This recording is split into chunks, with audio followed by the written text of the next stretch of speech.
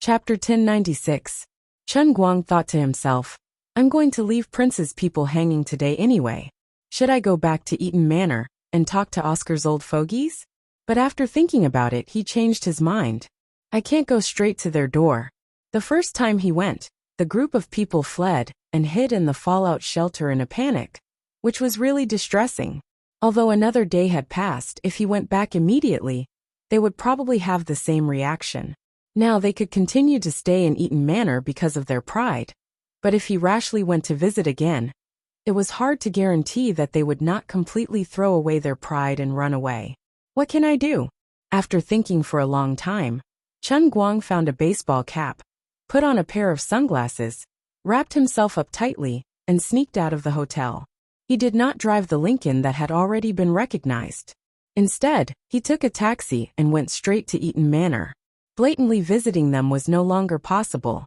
He had to take a roundabout way to save the country. Chen Guang planned to first disguise himself and find out the situation. Halfway there, Zhuo Jingxi called and said that Prince's Dr. Bravo had called to see him. Chen Guang simply replied with 2 words. I won't see him. Huh? You really won't see him? Chen Guang snorted. Leave them hanging for now. When the others arrive, we'll talk to the others first, then talk to them. Don't show any signs of impatience. They're the ones who are anxious now. All right, we'll do as you say. I won't care about them for now. Okay, I'm hanging up. Someone's coming for an interview. That's fast. Bring Auntie May when you interview people. You can't be careless. Okay, I know. Don't worry. Chen Guang hung up the phone with Zhuo Jingxi and leaned his head against the back seat of the car. His thoughts returned to the Oscar matter. Although the photocatalyst matter was important, it was ultimately just an interlude for him. It was a seemingly important but unimportant detail. Although he had been trying to come up with a solution, he still could not come up with anything reliable until he got off the car at the gates of Eaton Manor. His original plan was to swagger in through the main entrance, but after taking 2 steps, he realized that he had forgotten to bring his invitation and membership card. In addition, last time, he only showed his face for a short while when he entered the gate. When he entered, the elders of the Academy Award Committee hid like mice hiding from a cat. Chen Guang did not believe that the security guards at the gate did not inform them. So he walked a few hundred meters around the outer wall of Eaton Manor, then flipped over the wall in a flash. Although the wall was high and there were caltrops on it, it could not stop Chen Guang. He easily lifted his leg and flipped over the wall. After entering the manor, Chen Guang adjusted the sunglasses on his face and loosened the scarf around his neck. Coupled with the Armani Haute Couture winter coat that he got from Lu Xiaoliang in Los Angeles, he did not look sneaky at all despite wearing a cap and a pair of sunglasses. Instead, he looked very dignified. Chen Guang did not care much about what he wore, but since he came to America for the Oscars this time, he had to at least keep up with his appearance when he was out or dealing with people, regardless of whether he was a loser or a rich and handsome guy. Besides, Chen Guang himself had unknowingly entered into acting mode. Of course, he had to look like an upper-class person if he wanted to disguise himself in Eaton Manor. Walking on the road, Chen Guang, who was relatively tall and slender, did not deliberately keep a low profile. From time to time, he attracted the curious glances of blonde and blue-eyed international socialites around him. Some of the bolder ones even took the initiative to strike up a conversation. Those who knew their stuff could tell that the total value of his outfit was at least tens of thousands of US dollars. He was simply a walking US dollar bill. There were only 2 kinds of people who wore US dollar bills on the streets: scammers or rich men. The latter was more likely. International socialites were also interested in rich men. Although they could not see his face, Chen Guang's figure was impeccable. Chen Guang was harassed to the point of suffering. Why am I not usually so popular? Today, I wanted to hide my identity and sneak around, but all of you came at me. What if someone recognized me and posted it on social media? The old man would have to run away without turning his head. After all, you are young ladies who have seen the world in this rich land. You should be more reserved. Chen Guang fled with great difficulty. He could not even get close to the castle villa. He finally hid in a coffee shop in the corner of Eaton Manor. He found a remote booth and sat down alone. Only then did he temporarily settle down. In the past, people said that the enthusiastic crowd in Yinjing Chaoyang district was the most powerful anti-spy method. Chen Guang did not believe it, but now he believed it. The Americans weren't any better either. He turned his head and looked out through the glass window. 300 or 400 meters away was the European-style castle villa. He wanted to go in and find out the situation. Although it was only a window away, it was like an eternal farewell. Forget it. I'm really afraid of this group of judges who are just trying to scare themselves. I reckon that teachers' matter will take a few more days in Princeton. Although I don't seem to be of much use, I still have to go back and sign the contract with Prince. I can't run around with him. Chen Guang decided to stay here and try his luck. He wanted to see if he could bump into one or two senior people who had a say in the Oscar committee. He casually ordered a cup of coffee and occupied a booth. He was bored to death as he drank his coffee. He took out his phone and looked around at the crowd in the coffee shop from time to time. After carefully looking around, he found something strange. In this coffee shop that was less than 200 square meters, there were 5 or 6 groups of people sitting in 2s and 3s. But among these 5 or 6 groups of people, there was no ordinary person. They were all famous people in various European and American circles. For example, the group of strong men sitting near the entrance were the popular stars of several North American ice hockey teams. They were big shots in the NHL. Sitting in the corner on the right were a few fashionable girls. Chen Guang barely recognized them, but his ears were sharp, and he heard the name of one of the girls. He looked it up on his phone and found out that it was a popular female star who had recently become popular in an HBO TV series. When he clicked into the girls' encyclopedia, the people who were sitting at the same table as her were linked in 2s and 3s. The legendary North American young female star group.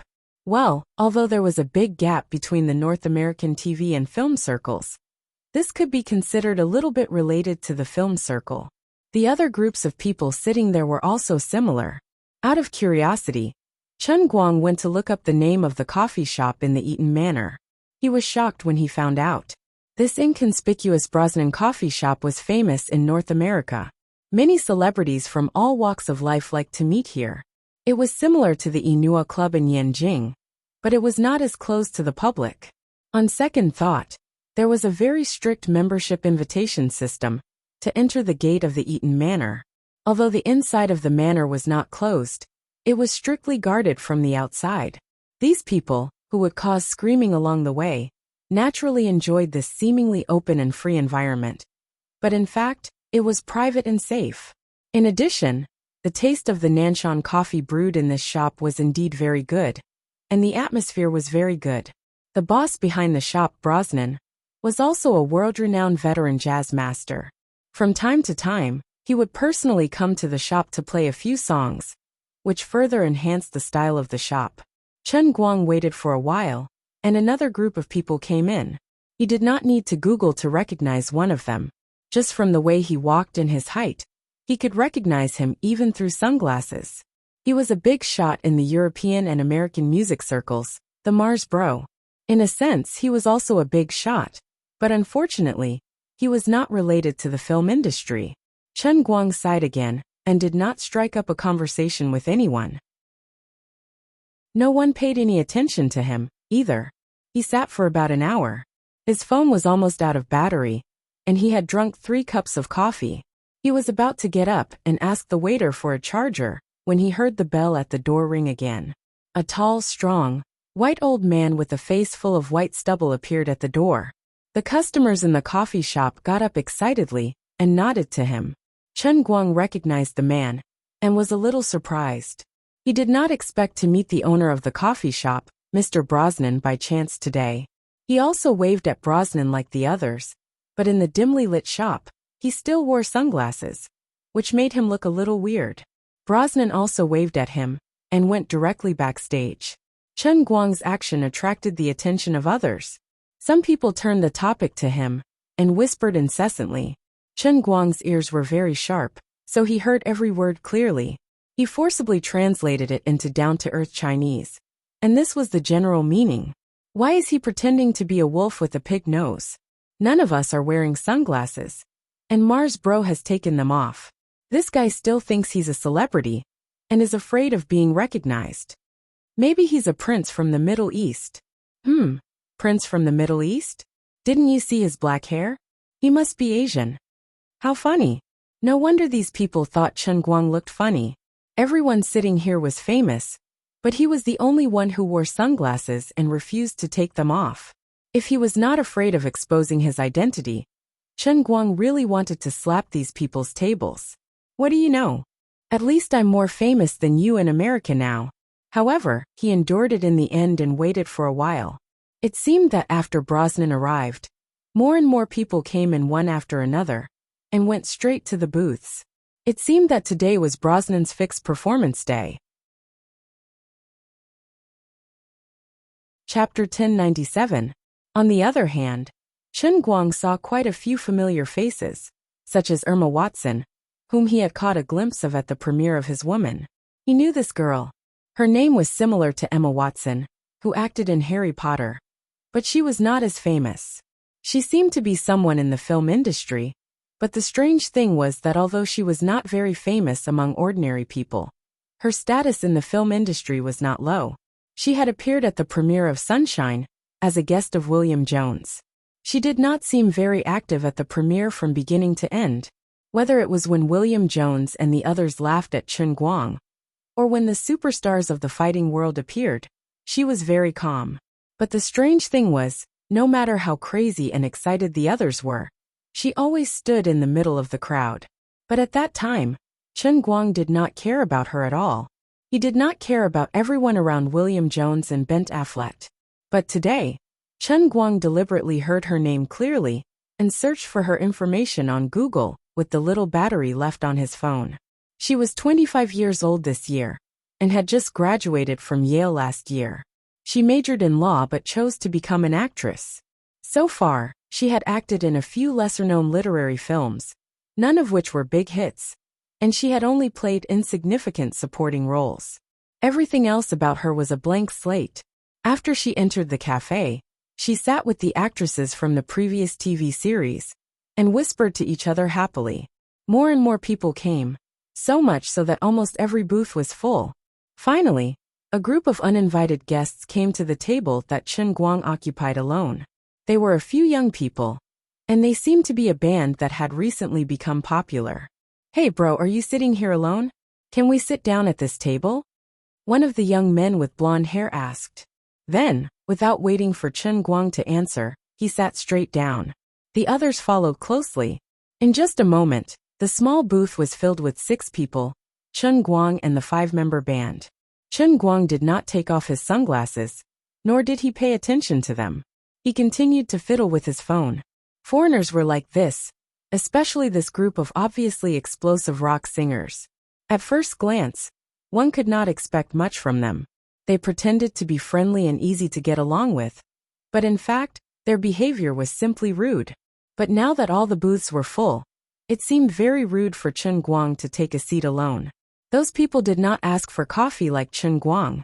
Instead, they raised their hands to ask the waiter to order a Bloody Mary cocktail, as if they were afraid that others would not know they were Maverick.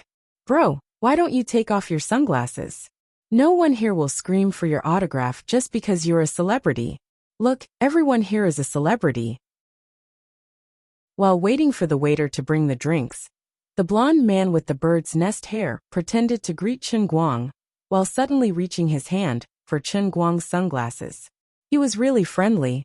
Chen Guang pinched his hand and exerted a little more strength, causing the white youth's face to instantly turn pale. Then, Chen Guang threw his hand back. "Watch your hand. I'm not your bro." The other punk youths were about to flip out when the young man with the bird's nest hair, whose palm was still bruised, quickly restrained his friend. The young man with the bird's nest hair quietly rubbed his palm under the table and forced a smile. He said, "Sorry, I didn't know you were so sensitive. I know that many people have some weird habits. I completely understand that. We are the same. We are also crazy at concerts. I just don't think your behavior is very polite." He was a little afraid of Chen Guang. He felt that if Chen Guang had exerted a little more strength, the bones in his palm might have been crushed. Although the hockey stars over there were his friends, and they were also very good at playing, he knew that Brosnan would never allow anyone to cause trouble in his coffee shop. He did not want to be chased away. At the very least, he could not let people think that he and his friends were the ones who were stirring up trouble. Chen Guang raised his head slightly and adjusted his sunglasses, hiding his face even deeper. So, you sat at my table without my permission. Is that very polite? Before they could speak, Chen Guang waved his hand again. Forget it. Don't talk to me. I don't want to know you. And I'm not interested in sharing my weird habits with you. Chen Guang was in a bad mood at the moment, because he realized that even on such an occasion, even though the place was already full of celebrities, the only person in the coffee shop who had the deepest relationship with the film industry was Irma. What was even more tragic was that he heard such a conversation in the crowd. By the way, aren't Mr. Hernandez and the others coming? Don't mention it.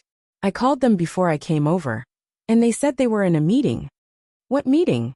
Considering whether to give the Oscar a Young Achievement Award to get rid of that Wuxia guy. Chen Guang was speechless. Who the hell wants a Young Achievement Award? I want the Best Actor Award. Best Actor Award? I can't get this kind of award that's used to get rid of beggars, okay? He was speechless. The Oscar Best Actor Award could not be delayed.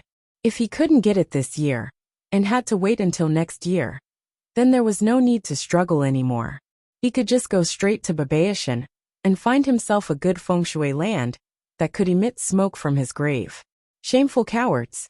I'm just letting you watch my movie. I'm not going to dig out your eyes. Do you have to be like this?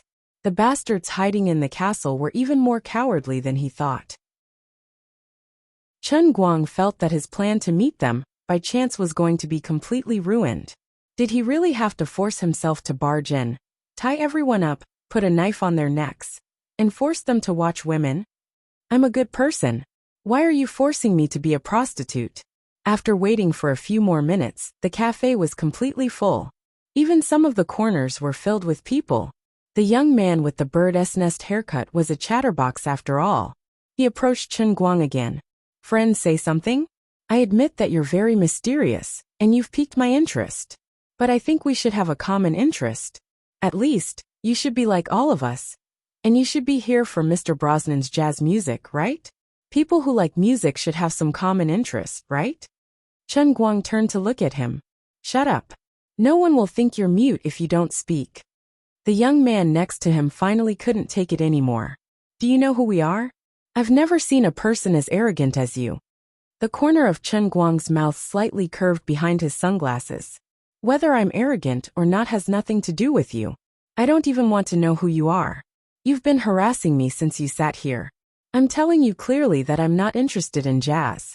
Can you shut up now? The young man wanted to say something, but Chen Guang picked up the steel wine glass in front of them with 2 fingers and gently exerted force. There it was. His daily act of crushing things. It worked. Under the dumbfounded eyes of these guys, Chen Guang used only 2 fingers to crush the steel glass, which was more than 3 millimeters thick, into a flat iron plate. You'll pay for this glass. I'm warning you for the last time. If you bother me again, I'll crush your guitar hands next time. This time, they were all well-behaved. Although their eyes were full of indignation and unwillingness, Chen Guang finally had some peace. Boorish man. Violent man. Since you don't like jazz, why did you come here early to occupy the precious booth? Don't you know that today is Mr. Brosnan's annual theme performance day? Do you know how many people are stopped from coming in? Chen Guang could imagine how these guys would complain about him in their hearts. But he didn't care at all. He was ready to leave after finishing the top-quality nanshan in front of him. The old man had no interest in jazz at all. The old man's piano idol had reached its peak. Now he just wanted to get an Oscar. I'm trying to save my own life. Who has time to play with you guys? Just as he was about to get up and leave, Brosnan finally changed his clothes and came out from the backstage of the coffee shop. Standing on the stage, which was less than 10 square meters in size, he suddenly raised his hand and lifted the curtain covering the stage. A bright white piano appeared on the stage, and the audience suddenly burst into thunderous applause. Brosnan turned to the audience and made a standard aristocratic salute. Then he got up and said, "Thank you for coming to Brosnan's coffee shop. Today is the annual theme performance day. As you can see, this piano is a treasure that I just borrowed from my friend last week. Its name is Mississippi Pearl. It was created by Ace Fernandez and is as famous as Nightingale. So today's theme is indeed related to the piano. It's called 1900. As soon as he finished speaking, there was another thunderous applause in the coffee shop. Pianist on the Sea was an epic-making movie, and it was much more famous in Europe and the United States than in China. The fictional character 1900 even, in a sense, conformed to the perfect image in the minds of many European and American literary fans. He was born on the sea, lived for the piano, and died with the sound of the piano in the storm. He didn't have his own name, nor did he have any music that was passed down to the world. But what he represented was the purest pursuit of art. Many people didn't expect that Brosnan's theme today would be to use the piano, Mississippi Pearl, to interpret the story of 1900. Chen Guang, who had just raised his but slightly sat down again. He couldn't deny that even though he knew it was a waste of time, he was still attracted by Brosnan's theme. There was no other reason. His strongest piano craftsmanship had been perfected by playing the role of 1900 on the virtual Virginian in the World of Cups. He didn't know why, but he couldn't control his strong impulse to act cool. Damn it, the most authentic 1900 in history is here. How dare you hold a theme concert of 1900 in front of me? Do I give you face? Brosnan didn't know that he had provoked the wrong person. He still said enthusiastically, "As we all know, the contest between 1900 and the jazz master in the Hall of the Virginian is a very important scene in the whole movie. Today, I will perform all the songs involved in this contest for you." After that, he said naughtily, "Of course, I know that many of you here can play the piano, so every time I play a song, I will invite a friend to come on the stage, just like the contest between 1900 and the jazz master. What do you think?" Naturally, there was another burst of cheers in the coffee shop. Whether it was playing with Brosnan or touching the Mississippi Pearl, it was a rare honor for a musician. Only Chen Guang looked at the old man through a pair of sunglasses. "You're finished, you're really finished." Chapter 1098. Brosnan looked like a master, but he actually enjoyed the feeling of being worshipped. Otherwise, why would he still go to his own coffee shop to play from time to time at the age of 60? Brosnan raised his hands slightly and gestured for the audience to be quiet. Immediately, the crowd in the coffee shop quickly settled down and became silent. Then, he gently pulled out a round stool and sat in front of the white piano. A solemn atmosphere arose spontaneously in the cafe. After a brief silence, Brosnan's old but slender and flexible fingers fell on the keys. The melodious and rhythmic sound of the piano resounded in the coffee shop in an instant. Everyone sitting in the coffee shop pricked up their ears and listened attentively. As Brosnan said, he was playing a classic piece from The Pianist on the Sea, which was played by Jerry, the founder of jazz in the movie. In addition, he had added some of his own adaptations, which made the whole piece more layered. Beautiful notes jumped out of his fingertips like a waterfall, like lively and lovely elves, circling every corner of the coffee shop and cheering. His music was extremely smooth, just like silk that had just been woven. It fell straight down like mercury, hit the ground, and then bounced up again, adding a bit of liveliness. Brosnan's adaptations on the basis of traditional blues made his piano sound even more beautiful than the original sound in the movie.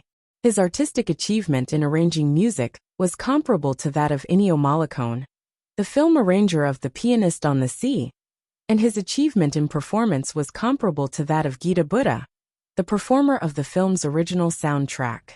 At this time, Brosnan, a real master of arranging and performing, played a piece in the cafe that surpassed the original soundtrack in terms of artistic achievement. Although Jerry in 1900 portrayed in the movie could be regarded as the most perfect piano artists of that era, the music of the movie itself was still just an ordinary modern score, which was not so perfect. Ennio and Gita might be world-renowned, but they were not undeservedly unsurpassed. It might be more difficult to judge the quality of music than to select an Oscar winner. In a certain sense, perhaps only Chen Guang himself knew what a perfect piece of music that was made up in movies was like. It didn't exist, but it was something that everyone in the world was in awe of. Just like now, when everyone else was intoxicated by it, he was the only one who was unmoved. He even felt disgusted by Brosnan's adaptation. The effect of Jerry's performance, which he had encountered in The World in the Cup, was indeed somewhat different from that of the Italian national treasure Gita. However, it was completely different from Brosnan's seemingly exquisite, but actually stupid and clumsy adaptation. Instead, it was truly beyond the limits of human beings and only belonged to God. Perhaps it was because Chen Guang had seen what true perfection looked like, so his expectations of Brosnan were too high. At the very least, it sounded like Brosnan had done a great job in the ears of others. Finally, when Brosnan finished his performance, the cafe burst into thunderous applause after a brief silence. The old man stood up from his stool, bowed to the audience below the stage, and said, "The score is on the Apple computer in front of the piano. Are any of you interested in coming up and playing? Of course, it doesn't matter if you know the original version of the movie, but you can't play Come Back, Dad. I dare not compare myself to Mr. Jerry Morton. And you can't compare yourselves to 1900, right? We're just playing a simple theme." As soon as Brosnan's voice fell, many people in the cafe were eager to have a try. Professional pianists wanted to try Brosnan's adapted blues with Mississippi Pearls. And there were also people who had deliberately practiced movie soundtracks before who wanted to show off in front of everyone. But even so, no one stood up and went straight to the stage. This seemed to be a very casual private occasion, but because there were too many celebrities here, the value of this performance was raised a lot out of thin air. Of course, it was great to play well, but if you messed up, it would be a great shame. The keyboardist of the 5-member band sitting at the same table as Chen Guang was also one of the people who was tempted. He said to the young man with bird's nest hair next to him, "Although I'm not very skilled, I really want to give it a try." "Then be brave and go up there. There are many seniors here. I'll see the situation first. If no one goes up in 30 seconds, I'll give it a try." Brosnan seemed to have guessed this scene, and he was a little disappointed. He said, "Actually, my friend Malfoy Bentler was also going to come today. I was going to invite him to play this song directly." As soon as Brosnan's voice fell, people in the cafe began to whisper. Malfoy Bentler was also a celebrity among celebrities in Europe and the United States. In the past 10 or 20 years, he had produced soundtracks for more than 100 movies, and his artistic achievements were not inferior to Ennio Morricone's. In addition to being a musician, Mr. Bentler was also a standing member of the Academy Award Committee, and his opinion on the selection of the Academy Award for Best Music was very important. At this moment, he was in an old castle villa, less than half a kilometer away from the cafe. "Mr. Brosnan, then why didn't Mr. Bentler come?" someone in the crowd asked loudly. Chen Guang rolled his eyes silently. He had a hunch that he was going to be attacked every day. Sure enough, Brosnan sighed. Because of some special reasons that everyone knows, Malfoy temporarily changed his itinerary. At least, he probably won't come out of the villa before the Wuxia man leaves Princeton. The crowd in the cafe suddenly became excited. "Damn the Wuxia man. We can't let him behave atrociously on American soil. Although his movie is really good, he can't treat Mr. Joshdan like this. He's humiliating us. We should unite and ask the diplomats to put him on the list of unwelcome people and expel him from the country. Before he is expelled, we should teach him a lesson. He's too arrogant." The young man sitting in front of Chen Guang also shouted loudly, "That Wuxia man better not appear in front of me, or I'll beat the sh*t out of him." Looking at Su Tao, Chen Guang pondered in his heart. "Honestly speaking, I can beat 100 of you without batting an eye with your appearance." The noise in the cafe lasted for a few minutes before it calmed down. Although not everyone hated the Wuxia man Chen Guang, it was obvious that everyone agreed with Brosnan on his territory. Chen Guang glanced around and saw that only Elma Watson and a few other people did not join in the uproar. "Sigh, detestable Donald. You've had your fun running around naked, but I've become a king scapegoat. I've almost become a street rat. Brosnan called out again. Okay, everyone quiet down. Don't talk about unhappy things. Although it's a pity that I can't perform with Malfoy on the same stage, it's an honor for me to be able to perfect the song in Pianist on the Sea. In fact, I didn't adapt this song alone, but Malfoy and I did it together. Everyone thank him. After insulting the Wuxia man Chen Guang, Brosnan decisively turned everyone's attention back to him. After all, his main purpose today was to show off and enjoy the joy of success. Thank you, Mr. Brosnan and Mr. Bentler, for your contributions. You two are indeed one of the most outstanding music artists in the world today. The people in the cafe did not disappoint him, and all kinds of mushy flattery rose to the sky. Only Chen Guang, who was hiding behind his sunglasses, curled up the corners of his mouth slightly and sneered disdainfully. You're a frog at the bottom of a well. You're not perfect at all. You're just wasting it. Bang! Sunglasses man, what do you mean? What was that expression on your face just now? Are you looking down on Mr. Brosnan? The keyboardist, who was sitting opposite Chen Guang, turned around and saw the cold smile on Chen Guang's face, which was out of place with everyone else. He was instantly enraged. From the beginning, they didn't like Chen Guang, but they had been holding back their temper. Now, not only did Chen Guang not give them face, but he even looked down on Brosnan in public. This young man couldn't stand it. You can scold me, but you can't insult my idol. The keyboardist's voice was so loud that countless eyes in the cafe focused on him and Chen Guang. Originally, as the only man in sunglasses in the cafe, Chen Guang had been a maverick because he loved sunglasses more than Brother Mars. Now he had become the target of public criticism. The keyboardist looked at Chen Guang angrily, feeling both angry and proud. Annoying mysterious boy, aren't you very arrogant? Keep being arrogant. Let's see how you can be arrogant now. Don't think that I don't know what you're thinking. You don't understand music at all. That's why you're smiling like that. You were looking down on people just now. The other 4 people at the same table, as Chen Guang, also looked at Chen Guang with great interest and didn't say a word. They wouldn't help Chen Guang explain. Their purpose was to see Chen Guang embarrass himself. They didn't believe that this guy would dare to be arrogant in front of so many people on such an occasion. Chen Guang looked around silently and saw that everyone was looking at him with unkind eyes.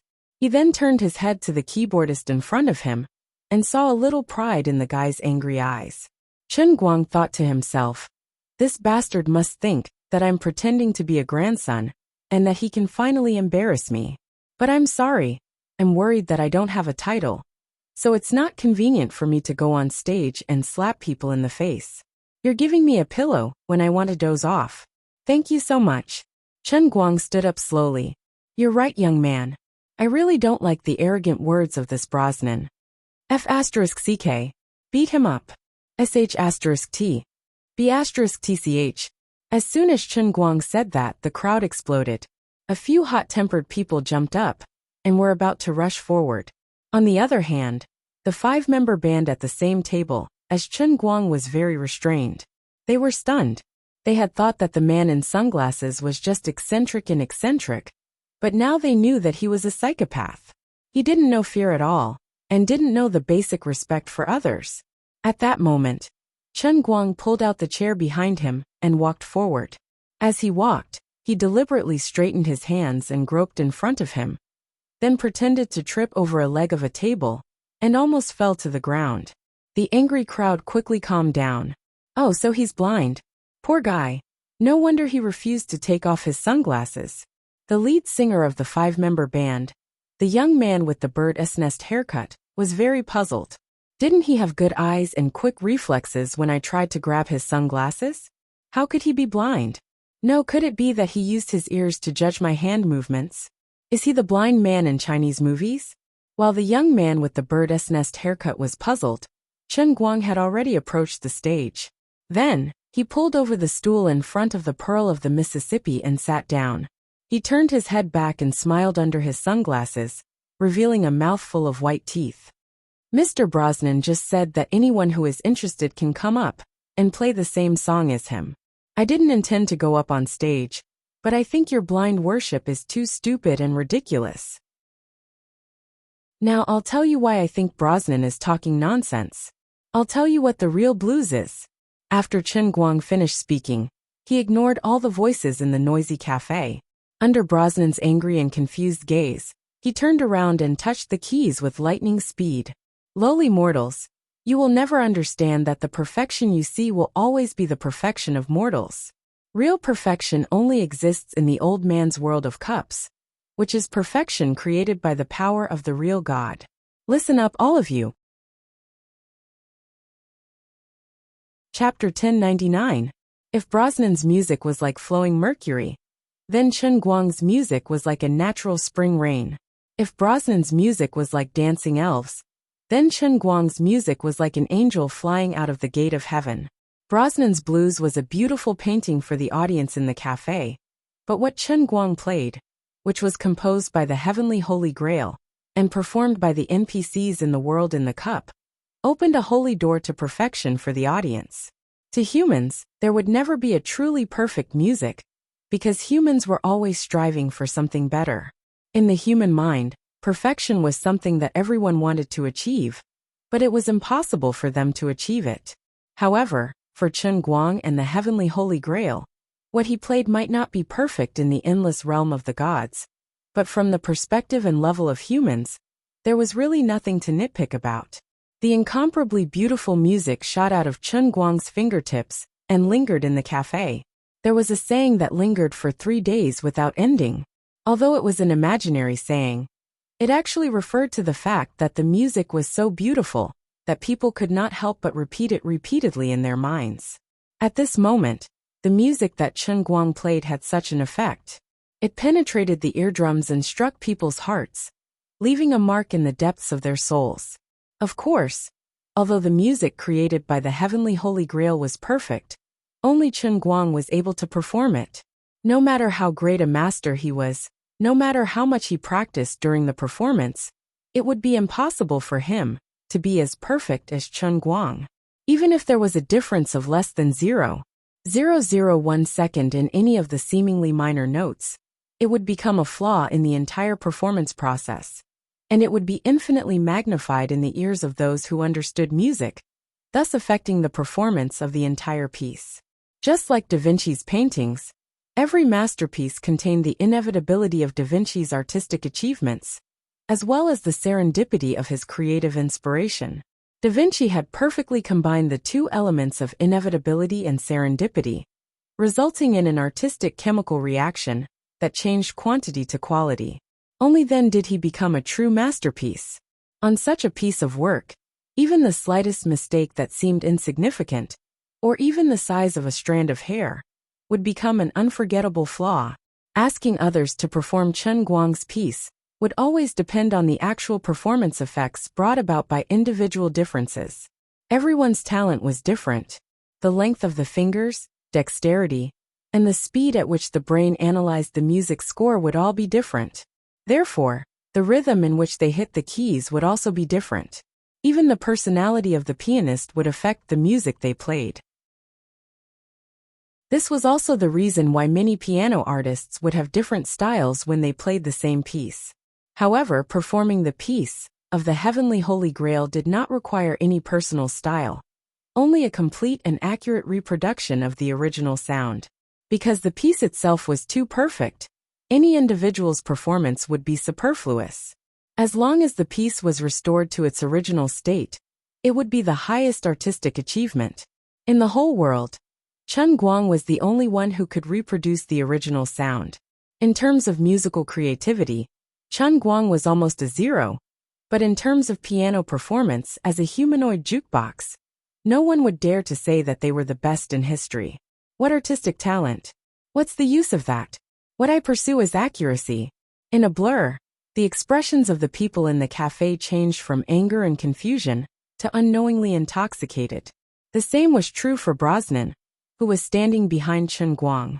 Although he had said that anyone could go on stage and perform, he had already chosen someone in his heart. It was just that Chen Guang pretended to be blind and went on stage directly, catching him off guard. By the time he wanted to stop him, Chen Guang had already sat on the stool and started playing. Brosnan was very calm at first, but when he heard that Chen Guang's performance was different from his own and the film's original sound, he felt very disdainful at first, thinking that this blind man was too confident. Do you think anyone is qualified to adapt Ano's work? Do you know what you're doing? But before he could finish mocking Chen Guang in his heart, when Chen Guang's second note came out, he was instantly stunned, and then an unimaginable thought came to his mind. What's going on? It seems like his adaptation is better than mine and Malfoy's? How is that possible? This is music, this is art. How can I have such a feeling after listening to it for only a few seconds? An artistic achievement is not a 100-meter race. How can it be so easy to judge whether it's good or bad? I must have been hallucinating just now. Once again, Brosnan focused his mind and worked even harder to comprehend the movement that Chen Guang had performed. His own artistic achievement could be considered the highest in the cafe at that time. When he was fully immersed in it, he was completely intoxicated in it in an instant, standing still like a wax figure in Madame Tussauds wax museum. In a trance, he felt that he was vaguely wandering in the sea of music, unable to extricate himself. Each note played by Chen Guang was like a stunning brush stroke on a canvas, forming a picture in front of Brosnan, pulling him into it. These notes were like bricks, building one beautiful building after another around him, making him feel like he was in a quiet castle. And then he felt like he was in a Munich factory with roaring machines.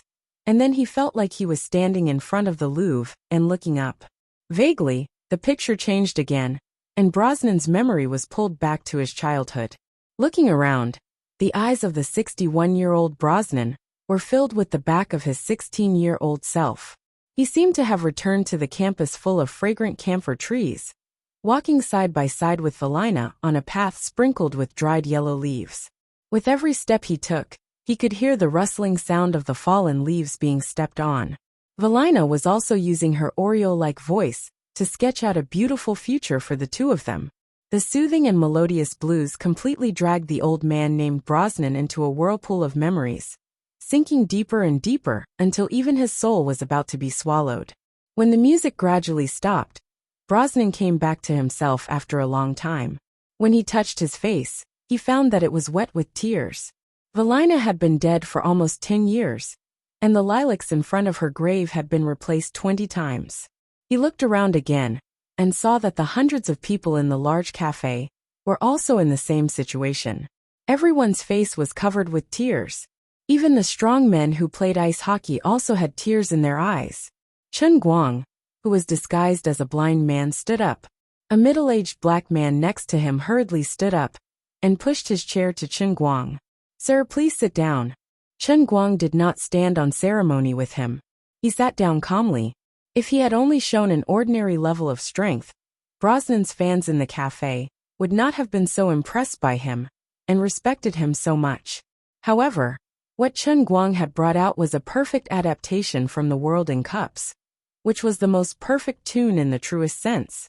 Although piano performance in the general sense could not be judged easily, the level that Chen Guang had shown was so high that it would become an eternal classic that would transcend time. The strength that he displayed was so overwhelming that many people present, like Brosnan, quickly had the thought that his adaptation was better than the others.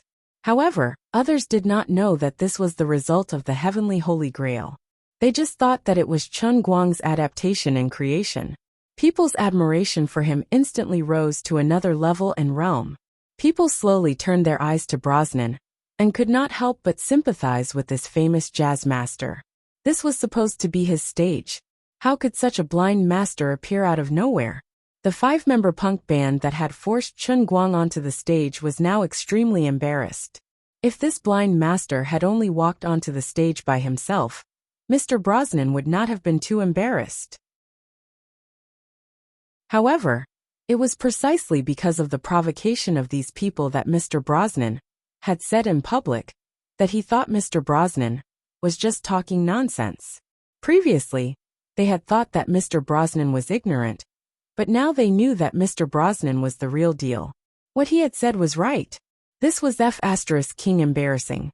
Wasn't this putting Mr. Brosnan on a fire?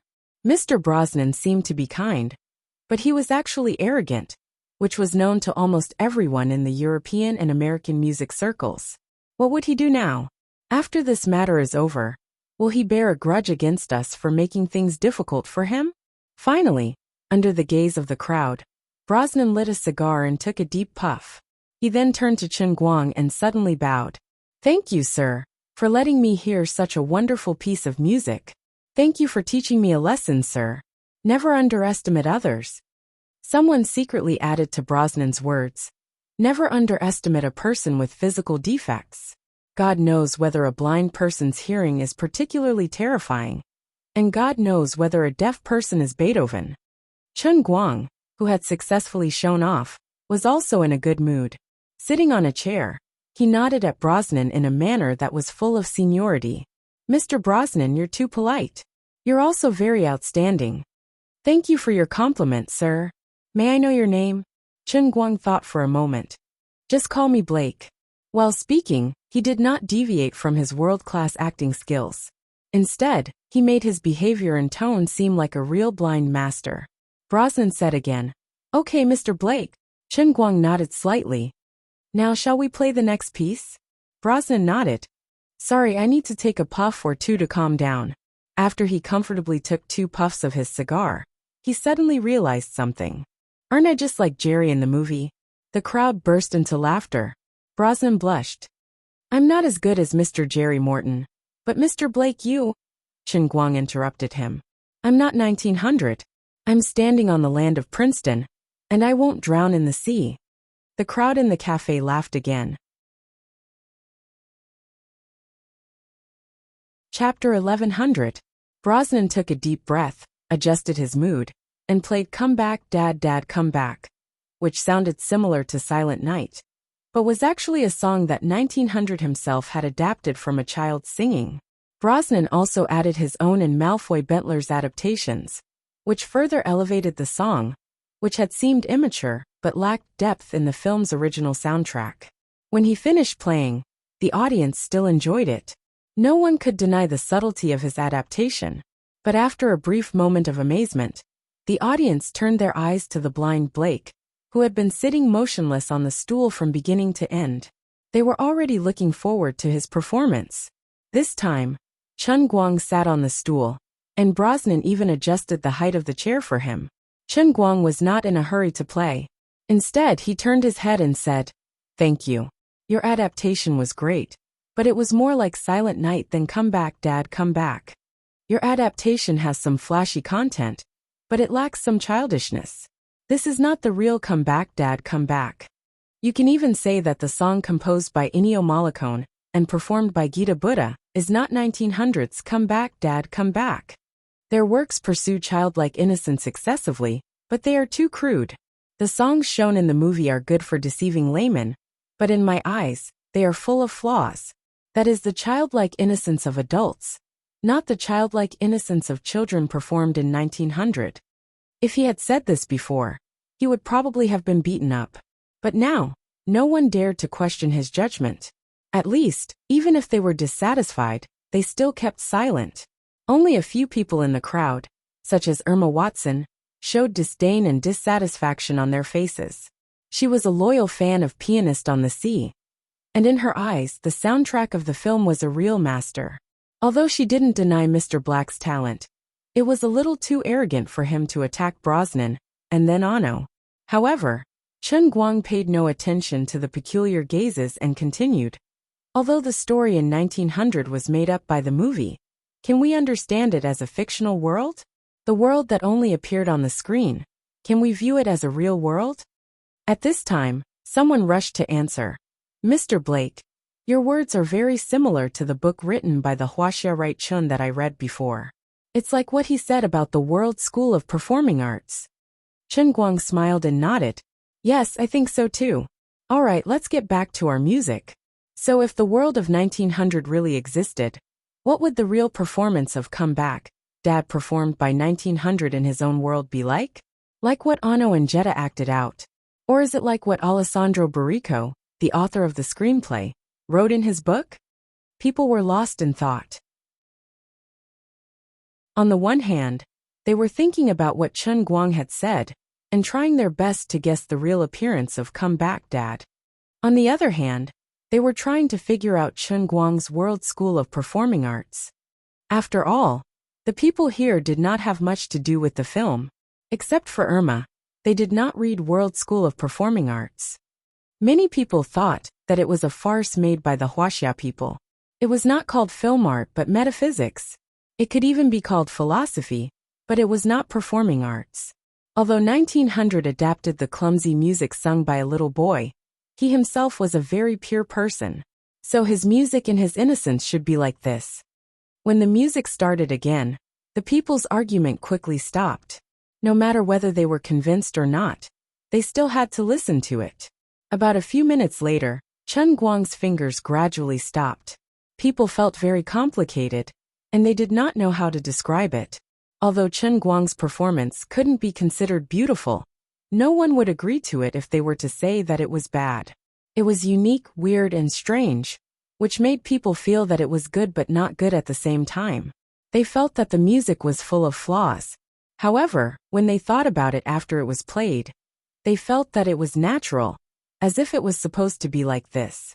In the end, it was Brosnan who summed up the confusion in everyone's mind. Mr. Blake, although I don't quite understand it, I always feel that this seems to be what 1900 should be like, if that world really exists. Everyone suddenly understood. That's right. That's right. Thank you, the great Mr. Blake. Chen Guang stood up and slightly pressed his hand down. For us, the world of 1900 is fictional, but for him, his world certainly exists.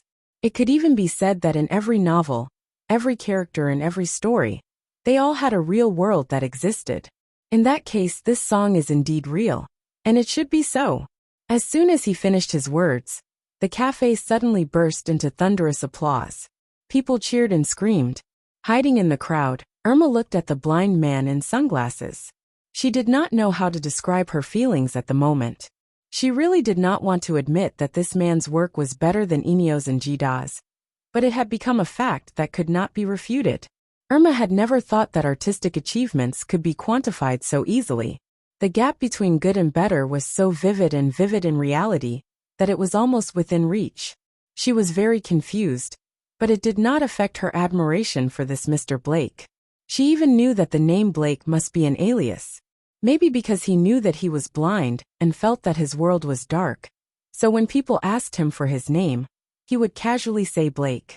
If Chen Guang knew what Irma was thinking, he would probably laugh.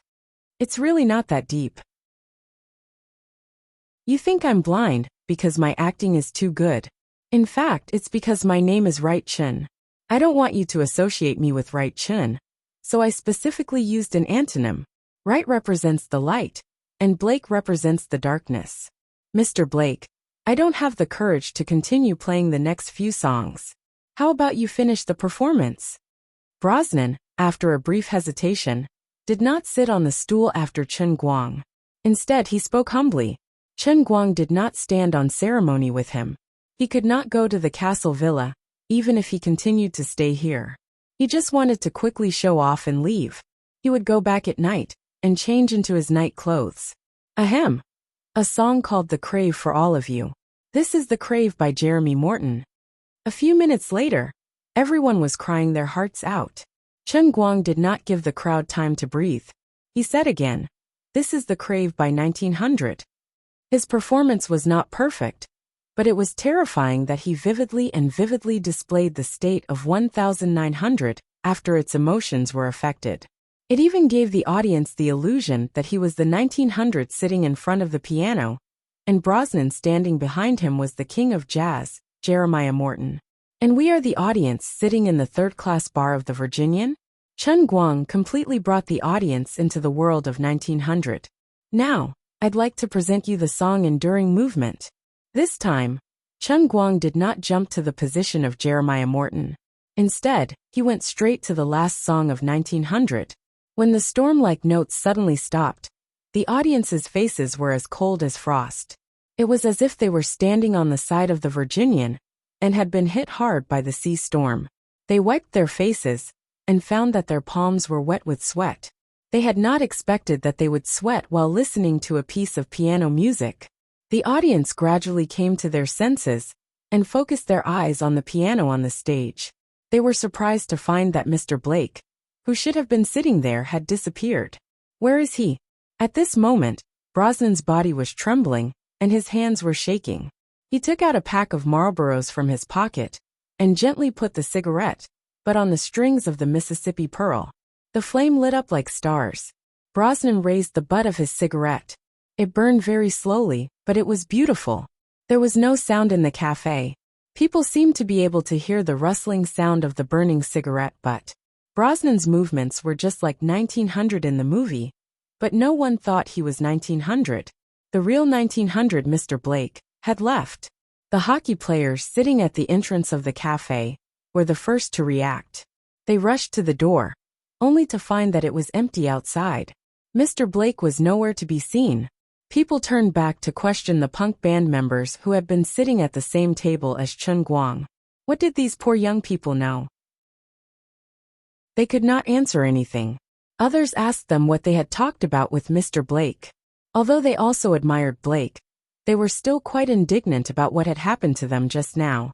Therefore, they exaggerated and described Chen Guang's arrogance and unreasonableness. Unexpectedly, after the others heard it, they did not feel like they had a common enemy. Instead, they were all amazed. This is the character of a real great artist. Handsome. So handsome.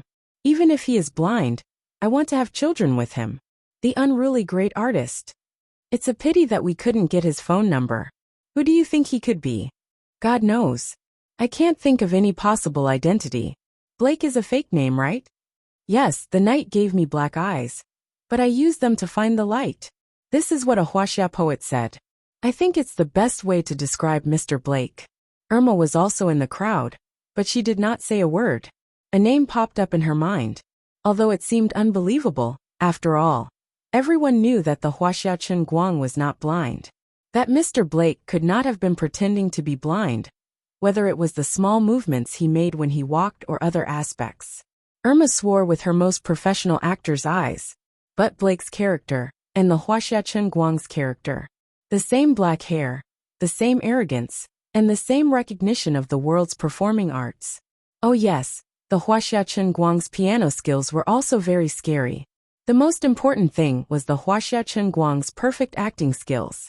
These two people were probably the same person. Irma thought so. But we would never have thought that not only could he play the piano, but his artistic achievements were also so high. If he did not act in movies, he would definitely become the greatest pianist in history. Chapter 1101. But the next moment, Irma came to her senses. No, his World Faction Performing Arts was also the greatest performing arts monograph in human history. He had forcibly elevated the performing arts to a whole new level. Irma Watson squeezed her satchel, which contained the second volume of World Faction. She had bought a big gift pack of the hardback book, which cost $29.9 along with the movie tickets. It was now out of print. She had finished reading the first volume, and was now eagerly reading the second volume. The theory in the book was a little difficult for her to understand. This was because her attitude was different from that of ordinary people. Ordinary people could treat such a book as a novel or a reading book, but she was different. She was a professional actress. After discovering the meaning of the book, she treated it with the attitude she had when she was in university. She required herself to have a deep understanding of every paragraph in the book, which made her study slower than ordinary people. She even felt that she might have to read it 5 or 6 times. Apart from the second volume of World Faction, she also had a notebook wrapped in calf leather in her bag. It was filled with her notes. She felt that she might have to fill another 5 or 6 notebooks. Although she had not finished reading World Faction, as a professional actress, Irma's intuition told her that the Chinese Chen Guang's achievements in the performing arts should also be world-class, not inferior to his achievements in the piano. Irma walked out of the cafe unknowingly, looking at the people outside. Her mind fell into endless confusion. Was there really such a great person in this world? Was that Chinese man sent by God to rule the arts? If one day he suddenly said that he wanted to paint, and his paintings were comparable to Da Vinci's or Van Gogh's. Wouldn't it be too surprising? I almost forgot that he did know how to sculpt, but it was just a subcategory of sculpture called microsculpture. At that moment, Chen Guang did not know that he had successfully made Emma Watson a fan.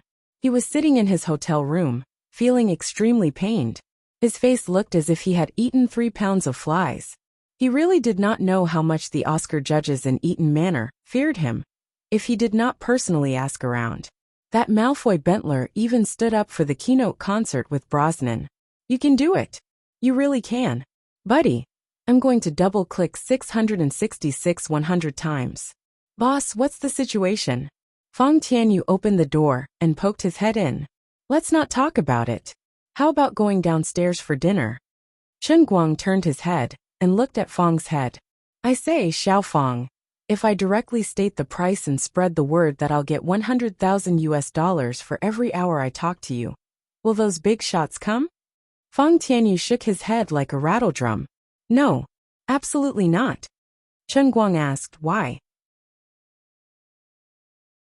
Feng Tianyu pinched his fingers and calculated. In North America, a foreign supermodel would usually accompany a foreign woman to eat and play. This price is going to make people think the wrong way. F***ck. Your way of thinking is too that. But didn't Donald Joshtine run naked just now? Isn't it normal for others to think that you're interested in old chrysanthemums? Chen Guang silently looked at Feng Tianyu's face, not saying a word for a long time. Feng Tianyu turned and ran away. Boss, I'll get someone to send you dinner later. Chen Guang shouted from behind. Come back here. There's something else. After waiting for a few minutes, Feng Tianyu mustered up the courage to open the door again. Chen Guang sighed. There's no other way. Prepare a night suit for me. F***ck boss, are you serious? You'll get a heavy sentence. Chen Guang looked at Feng Tianyu, as if he wanted to eat him alive. What the F***ck are you thinking about? What do you know? I'm going to make a dirty deal with them. Feng Tianyu trembled violently. Oh my god. Chen Guang realized that he had said the wrong thing. Don't F***king think about it. I'm not talking about that kind of dirty deal. No, it's okay, boss. I won't laugh at you. Are you tired of living? I just want to talk to them. Okay. Boss, I'll go do something first. In the end, Feng Tianyu turned and ran away. Chen Guang felt that after he was done with this matter and returned to China, he must find a suitable reason to improve the fighting skills of his 4 great warriors, especially Feng Tianyu and Lu Xiaoliang, who were in cahoots with each other. This is for your own good. If you follow me, you'll definitely be hated by others. If you train your skills better, you won't be beaten up by others on the streets. This is for your own good. Just as he was complaining, Feng Tianyu came back. Chen Guang laughed sinisterly. Yo, come Feng Tianyu. I suddenly feel that it's easy to make enemies when you follow me. Stick your head in here. I'll give you a buff, and teach you some self-defense skills. Feng Tianyu would not fall for this trick. Boss, I don't want 8 blessings. There's a beauty outside who wants to see you. Chen Guang's expression brightened. Who is it? Are their breasts big? Is their figure good? Is it expensive? Feng Tianyu. 5 minutes later, Chen Guang met an unexpected person in the living room of the suite. It was Emma Watson. He did not expect this girl to follow him here, and was very surprised. After all, in his eyes, although his disguise was clumsy, his world-class acting skills at that time were flawless. Emma Watson could not have broken free from the boundaries of his acting skills. How did she see through him? Chen Guang sized up Irma, and Irma sized up Chen Guang. Mr. Chen, I didn't see through you. I only found you because of my intuition as an actor. Your performance in Brosnan's cafe was impeccable. It was not until I saw your fingers that I was sure that Blake and Wright were the same person. Darkness and light. Mr. Chen, you really know how to name yourself. To his surprise, Irma spoke first and dispelled Chen Guang's doubts. Chen Guang shrugged. Fine. A woman's intuition is really the most powerful mirror in the world. Mirror? What's that? You can think of it as Harry Potter's anti-magic spell. Irma smiled. I'm not Emma Watson. Chen Guang nodded. I know. What can I do for you? You're not mocking me on behalf of William Jones, are you? I remember you are his friend. Irma shook her head and combed her long brown hair. I don't know Mr. Jones very well. Attending his premiere was just a task that my grandfather gave me. Who's your grandfather? James Watson. Chen Guang raised his eyebrows. Sounds like a big shot. Irma nodded. He used to be, but not anymore. My grandfather is the former chairman of the Oscar committee. Chen Guang's interest was piqued. He did not expect Irma to be so direct. So what's your purpose in looking for me? Irma suddenly became excited. Mr. Chen, before I met you in the coffee shop, I was reading your World Pie. I don't care what other people think of you, but I feel that if you really wrote this book, your achievements in the performing arts are unprecedented. Although Chen Guang was often fawned on by others, he felt a little embarrassed when he was fawned on by an international friend. Furthermore, it was a long-haired lady who wasn't particularly stunning. Furthermore, she was the granddaughter of the previous chairman of the Academy Awards. Ms. Watson, you have good taste. Irma covered her mouth and laughed. Mr. Chen, you are as straightforward as people say. I used to think that you were rude, but now I understand that your confidence stems from your achievements. It's not rude. Chen Guang nodded. That's right. Those who look down on me are blind. Irma Watson nodded. That's right. My grandfather is also senile. I especially admire people who put righteousness before family. You can't lose justice just because of friendship. Irma nodded again. That's right. Also, I heard your performance in the coffee shop today. Do you know what they said about you after you left? Chen Guang chuckled. Irma, you're too polite. Just call me right. What did they say about me? They said that Mr. Chen is the greatest pianist in the last 100 years. You flatter me. I don't deserve it. Chen Guang was not being modest at all. He was just a human jukebox. Asking him to compose was asking for his life. The greatest pianist lived up to his name, but being an artist was a waste. Right, you know how to be modest. But I feel that ever since you came to America, you've been treated unfairly. I think this can't go on. It will become a stain on the history of art.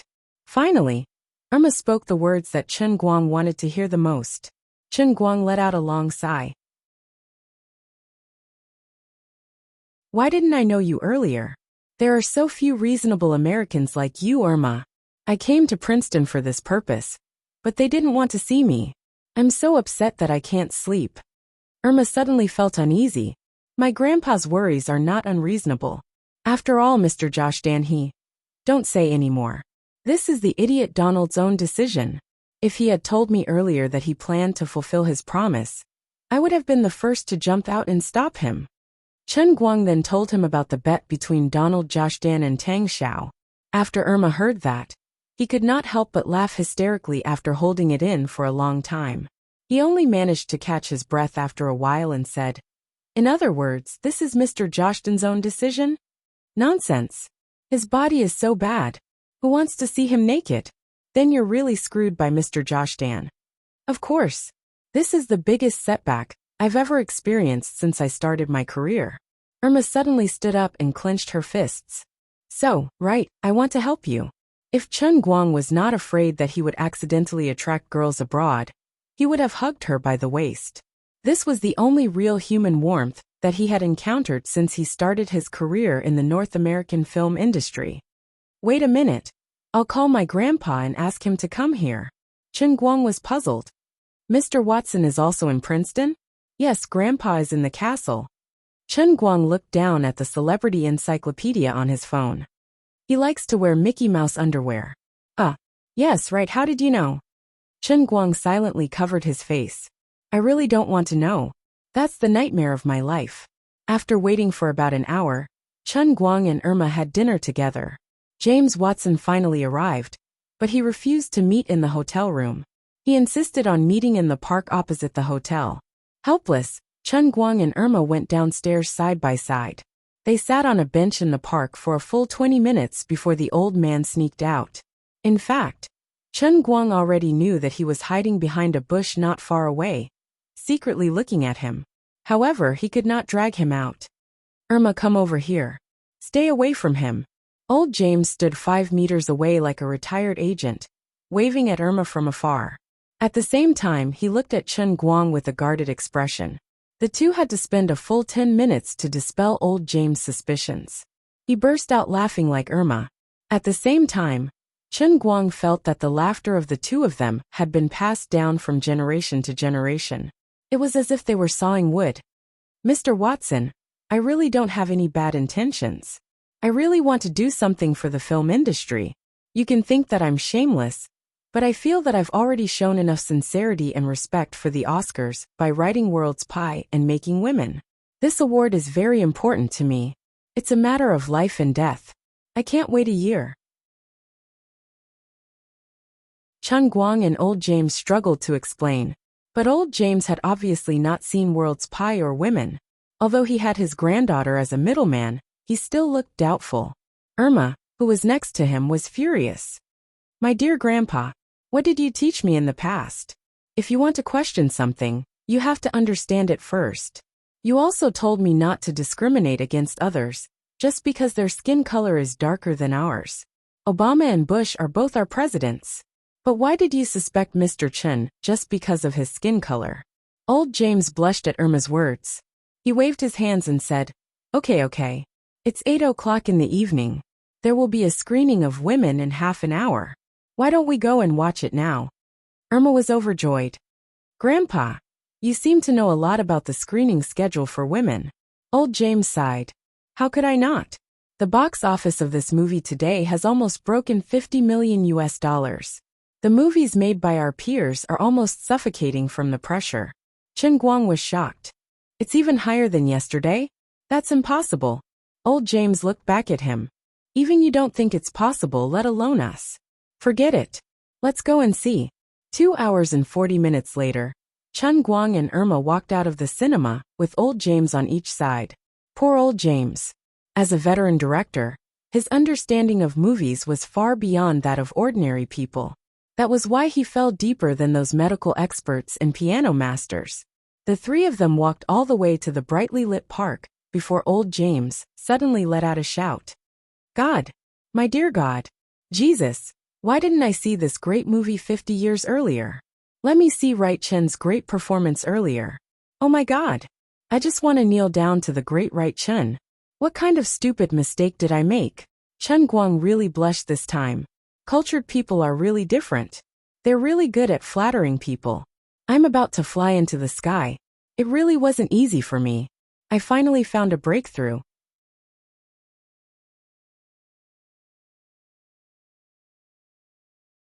Chapter 1102. Mr. Watson, then shall we go to Eaton Manor now?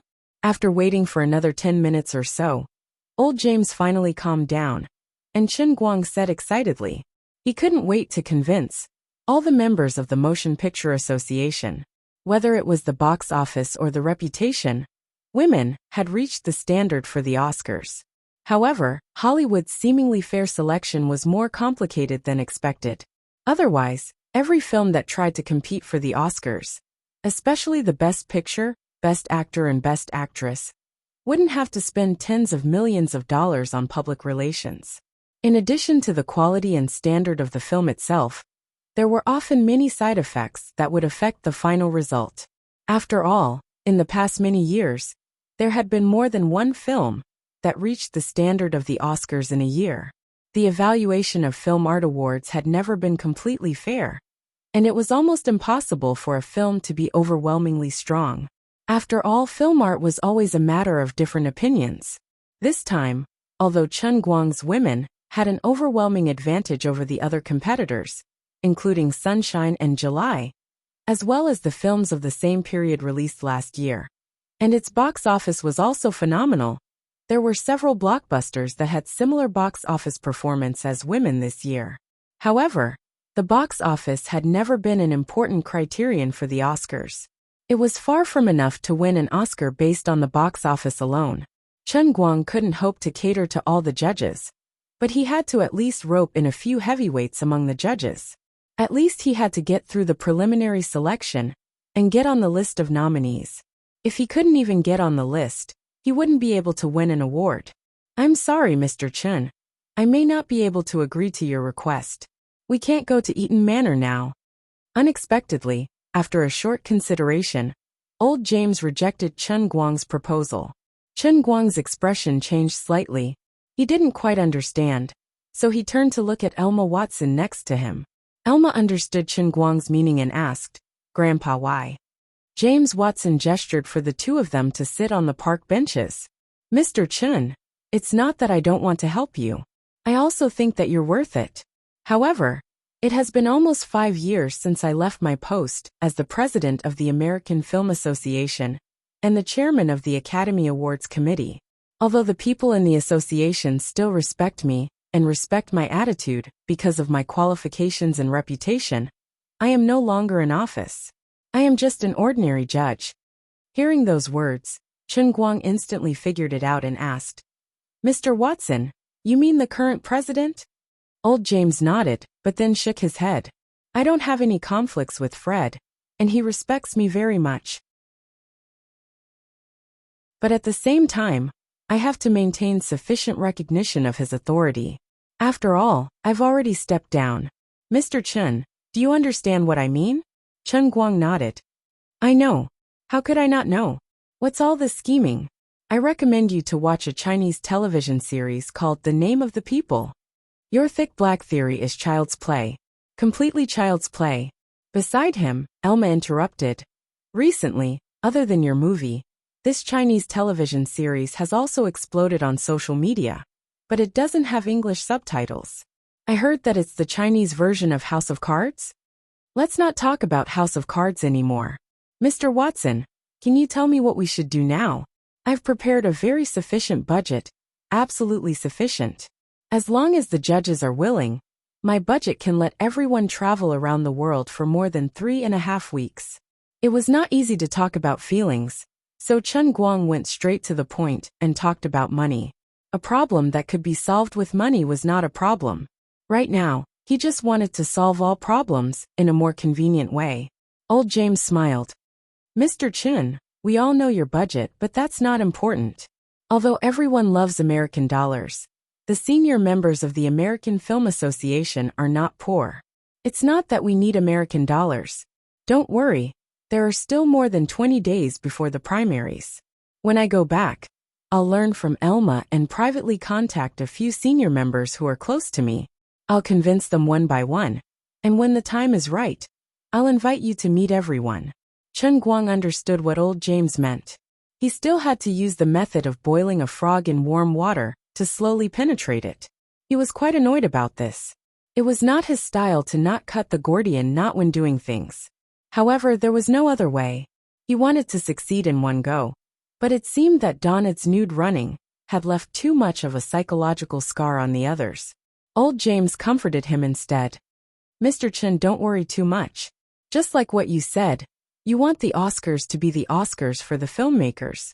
I don't deny that too many political factors have been mixed into the Oscars over the years, and there's no guarantee that the Oscars will change in the future. But at least this year, your Women and Worlds faction have shown achievements that transcend time. We have to respect that. As long as you can get into the nomination list, no matter how resistant my old friends are, they'll still have to watch your movie in the end.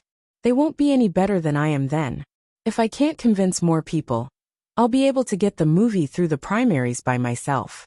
I promise you. But if I bring you back today, they'll think that you did something to me."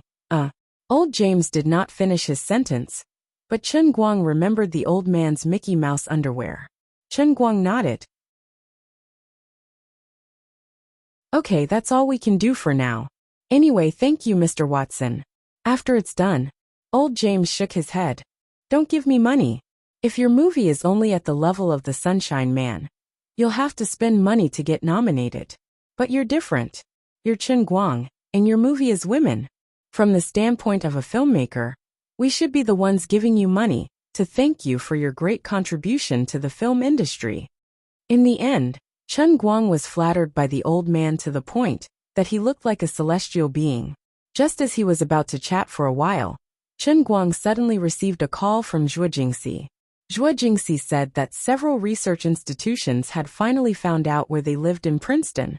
The heads of several institutions had come together overnight. Helplessly getting up, Chen Guang looked at Irma and opened his mouth. He was about to open his mouth when old James suddenly pulled his granddaughter away. Nice to meet you, Mr. Chen. It's too late tonight. See you another day. Before he finished speaking, old James had already dragged Irma away. He did not look like an old man at all. He was clearly a 100-meter sprint champion. Chen Guang was stunned. He was furious. This old man was looking down on him. What kind of person do you think I am? Do you think I'm the kind of young master who goes around flirting? The old man has so many beauties that he can't even take care of himself. Why would he be interested in your Irma? Humph. Chen Guang, who was wearing a big tent, got up and walked away with a straight face. When Chen Guang returned to the hotel, it was already 11 o'clock at night. Princeton was not a city with a rich nightlife. The street outside the hotel was already empty, but the entrance of the hotel was bustling with people. Finally, when Chen Guang appeared, the project leaders of major scientific research institutions almost burst into tears. Ever since they saw the molecular formula in the magazine the night before yesterday, they had not had a good night's sleep. Bravo and Wuxia knew what was good, and so did the heads of other major scientific research institutions and top experts.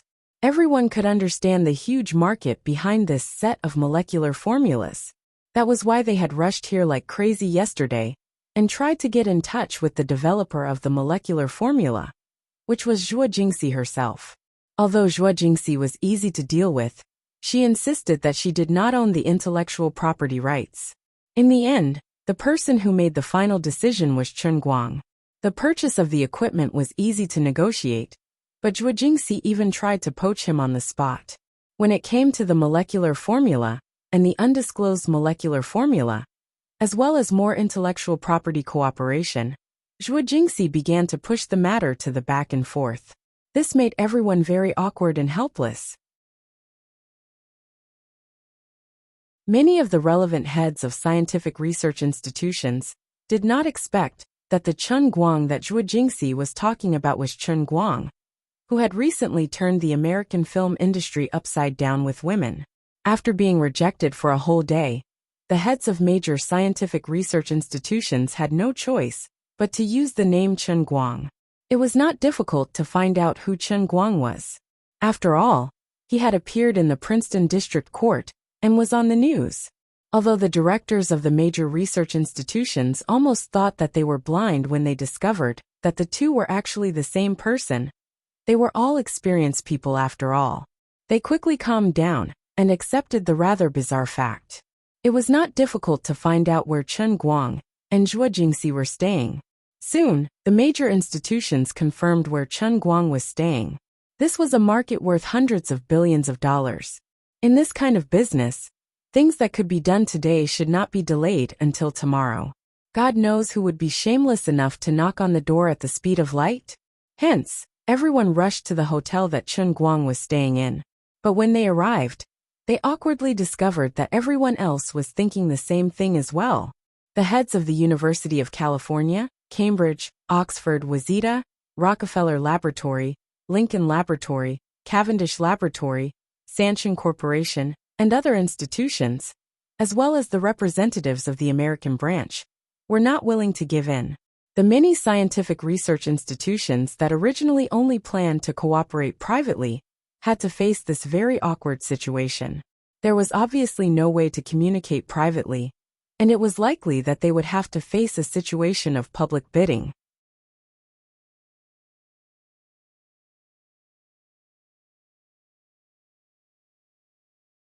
Chapter 1103. This was a rare experience for many of the major companies that had monopolized the world's technology. In the past, it was always others who rushed to their doorstep to seek cooperation with them.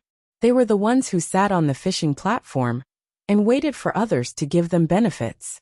It was always others who begged them to cooperate. Sometimes, they might take the initiative to extend an olive branch to others, but there had never been a situation where they would rush to someone else's doorstep after reading the news the day before, only to bump into someone else in the same industry. Everyone was like a shark that smelled blood. They were prepared to take advantage of the disparity in resources and information to snatch this piece of fat meat from the jaws of Prince's laboratory. However, when they arrived at the scene, they were not sharks at all. Everyone was clearly a group of pugs fighting for food. The people from Sanxing suggested that everyone leave today and hold a meeting overnight. This way, the giants could reach a certain degree of consensus in private, so that they wouldn't be at a complete disadvantage in the negotiations with Chen Guang. After all, practically all the major companies in the field of photocatalysis had gathered here. Since everyone had reached a consensus, they could naturally force Chen Guang's side to submit. They could grab Chen Guang's neck from the flow of industry talents, equipment, and raw materials procurement channels. This sounded wonderful. If the thing they were fighting for wasn't so hot, they might have reached an agreement. Unfortunately, no one was a fool. Everyone knew how the Koreans did things. They would hold a meeting here, and then they would secretly send someone to negotiate with the other party. They were despicable and sinister. By the time they came back to their senses, the other party would have signed an exclusive agreement with the other party at a lower price. This wasn't some random cabbage on the street. It was the result of photocatalysis. It was like the crouching dragon and phoenix of the Three Kingdoms period. Who dared to relax? Who dared to bet on whether the Koreans were moral or not? Also, not only did they have to be wary of the Koreans, they had to be wary of everyone. Most importantly, Chen Guang had heavy technology in his hands that could explode the entire industry. He was the leader. As long as he nodded, he could instantly create a giant hole in the so-called monopoly barrier formed by the major companies. When the technology level was completely crushed, the so-called industry barrier was a joke.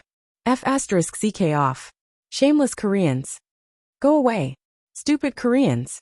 In the end, the impromptu negotiation at the entrance of the hotel ended on bad terms.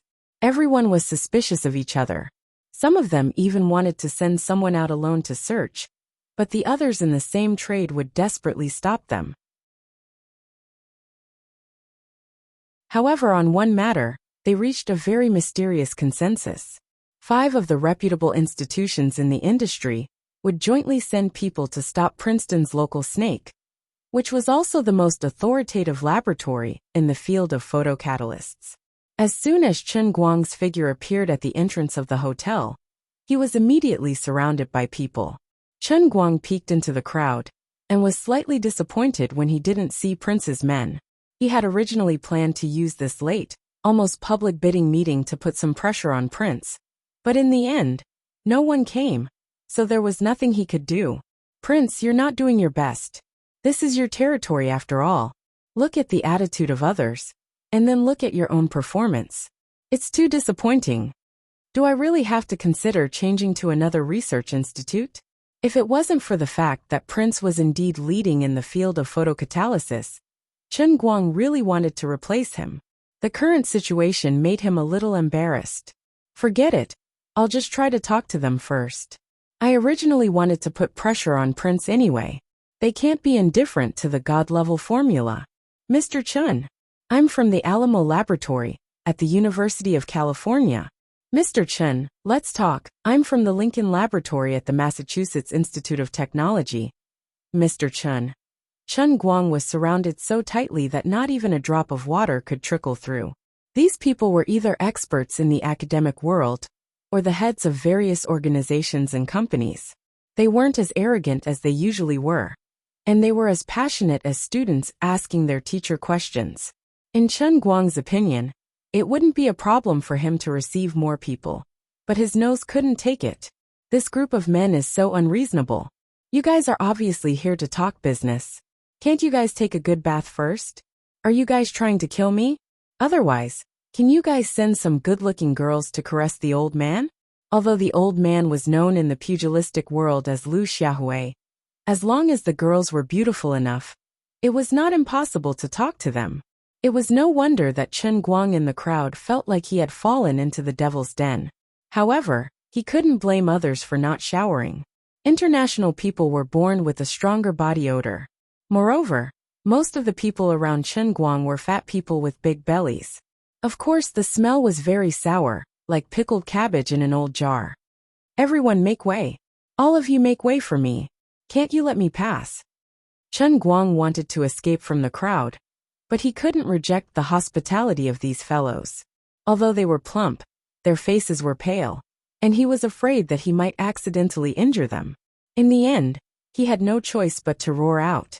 After finally escaping from the crowd, Chen Guang said immediately, "Don't push. Everyone don't push. I'll arrange the meeting room now. If you have anything to say, we can talk in the meeting room."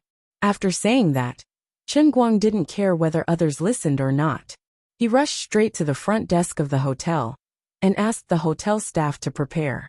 Then, Chen Guang handed over the task of entertaining people to the hotel staff with a $2,000 tip. He asked everyone to wait in the meeting room while he went upstairs to look for Zhuo Jingxi. Zhuo Jingxi had been waiting for him to come back. She was still awake.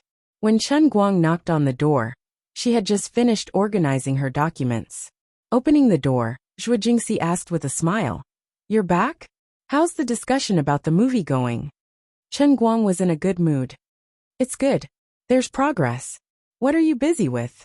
If you want to sleep, you can sleep first. I'll go talk to them." Zhuo Jingxi shook her head. "I can't do that.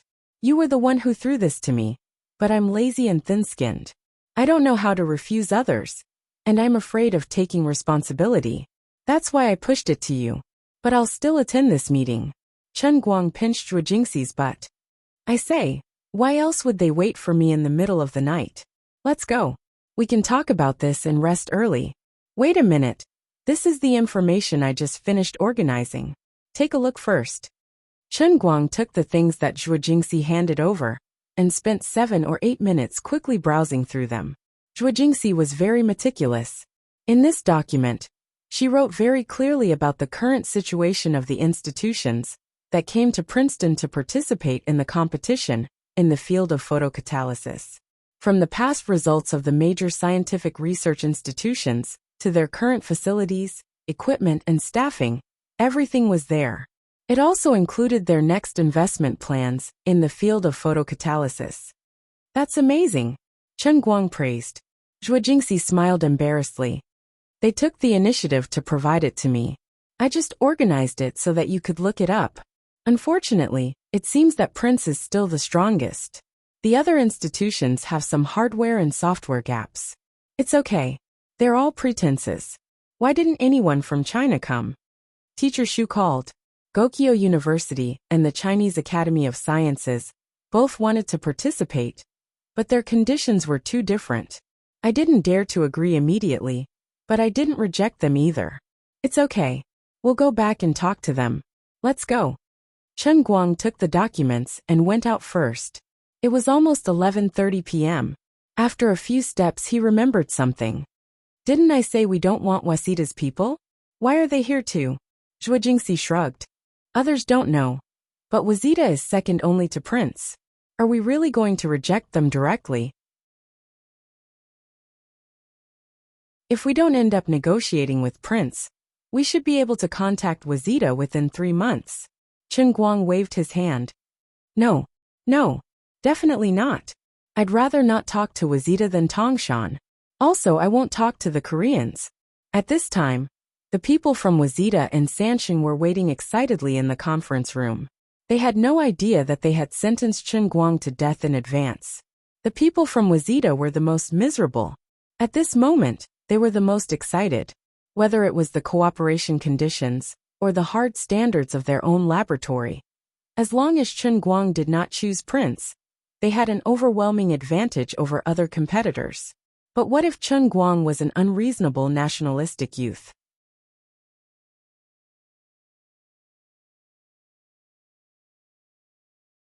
Chapter 1104. Zhuo Jingxi couldn't understand Chen Guang's inexplicable stubbornness. After all, as a researcher, if he wanted to make a real achievement in the field of knowledge, he had to have a tolerant mindset and boldness. Only by doing everything possible to learn and make use of all advanced resources and knowledge could one's knowledge surpass the limitations of national boundaries and reach a higher level. Although there were countries for scientists, there were no countries for science. According to Zhuo Jingxi's original intention, even though she had worked at Prince for half a year, She didn't want Chen Guang to oppose Japan's Waseda University and Korea's Sanshin Group. However, she had an almost blind admiration for Chen Guang. So even though she was puzzled, she didn't question him again. Chen Guang saw through her thoughts and took the initiative to explain to her in the elevator. Teacher Zhua, I actually have a reason for doing this. Zhua Jingxi turned her head and looked at him. She was quite touched that Chen Guang took the initiative to explain to her. This was the benefit of completely conquering a person's heart. Even such a small thing could move her. It's okay. I'll support you no matter what decision you make. No, being convinced and being convinced are two different things. Let's put it this way. I don't deny Waseda University's global reputation, nor do I deny their ability in the field of scientific research. The same is true for Sansheng. But one thing is very important. No matter how successful they are in other fields, in the field of photocatalysis, they aren't even worthy of carrying our shoes. The fundamental purpose of the cooperation between the two parties is to exchange benefits, but the other party can't provide us with the benefits we need. They can only get benefits from us. Zhua Jingxi couldn't help but ask, but isn't it the same for Cavendish Laboratory, Cambridge and MIT? Chen Guang nodded. That's true. Then the problem is, we are the ones who take the initiative to give benefits to others. Our fundamental purpose is to better promote photocatalysis and realize our own life ideals. We are almost philanthropists, but if one or two of our partners ruin our mood, or even affect our interest and motivation to further promote technology, then not only will we not get benefits from the other party, but we will also be hindered. They may even become a stumbling block to technological innovation. Isn't there a need for such a situation? Zhua Jingxi was stunned. She felt that what Chen Guang said was fallacious, but she couldn't refute him. His theory seemed high and mighty, but to put it bluntly, it was as simple as that. Working with Waseda and Sanmei will make him unhappy, and he will not do it. After all this time, this fellow was still willful. Also, it's true that I've never intended to sign an exclusive agreement with anyone. Whoever is willing to pay a satisfactory price, we can provide technical support for them. When the number of our partners increases to 5 or even 10, it doesn't matter if 1 or 2 of them are missing when you look at the world. In addition, although our 5 God-level formulas have an overwhelming advantage, before materials science completely catches up with the development, our production capacity is ultimately limited, and it is impossible to completely monopolize the era of products. It's meaningless to cultivate more partners.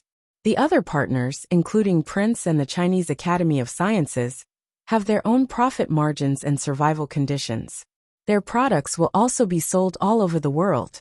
Japan and South Korea have used technology monopolies to get a lot of money from us over the years, and we don't give them the technology, forcing them to buy our finished products. This is reasonable. Just like Sony, have they ever given us their camera imaging technology for free? Zhua Jingxi said. It seems to be true, but they will also buy Prince or Cambridge products. They don't necessarily have to buy our products, right? Chen Guang shrugged. What does it matter?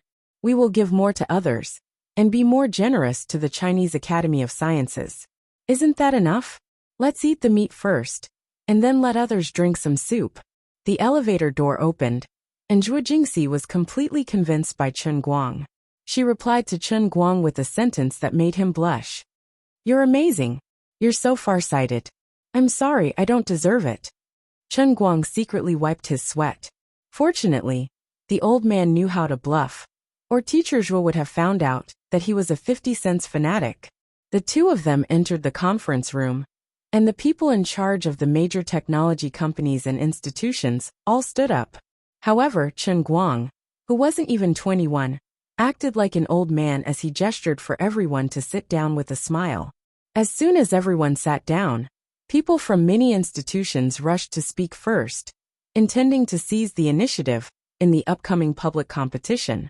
This should have been the most sophisticated technology exchange conference in the world, but in just a few seconds, it turned from a scholarly meeting into a noisy and chaotic market. If it wasn't for the fact that he couldn't put down his pride, Chen Guang felt that they would have fought on the spot. Quiet down. Everyone quiet down. Chen Guang waved the information booklet that Zhuo Jingxi had organized for him and shouted loudly. Seeing that no one paid attention to him, he had no choice but to slam the table heavily. Only then did he manage to control the situation. When the big shots finally quieted down, Chen Guang slammed the table again and said, "Everyone stop arguing. It's useless. Everyone has the right to speak, but everyone here is a scholar and an elite from a major institution.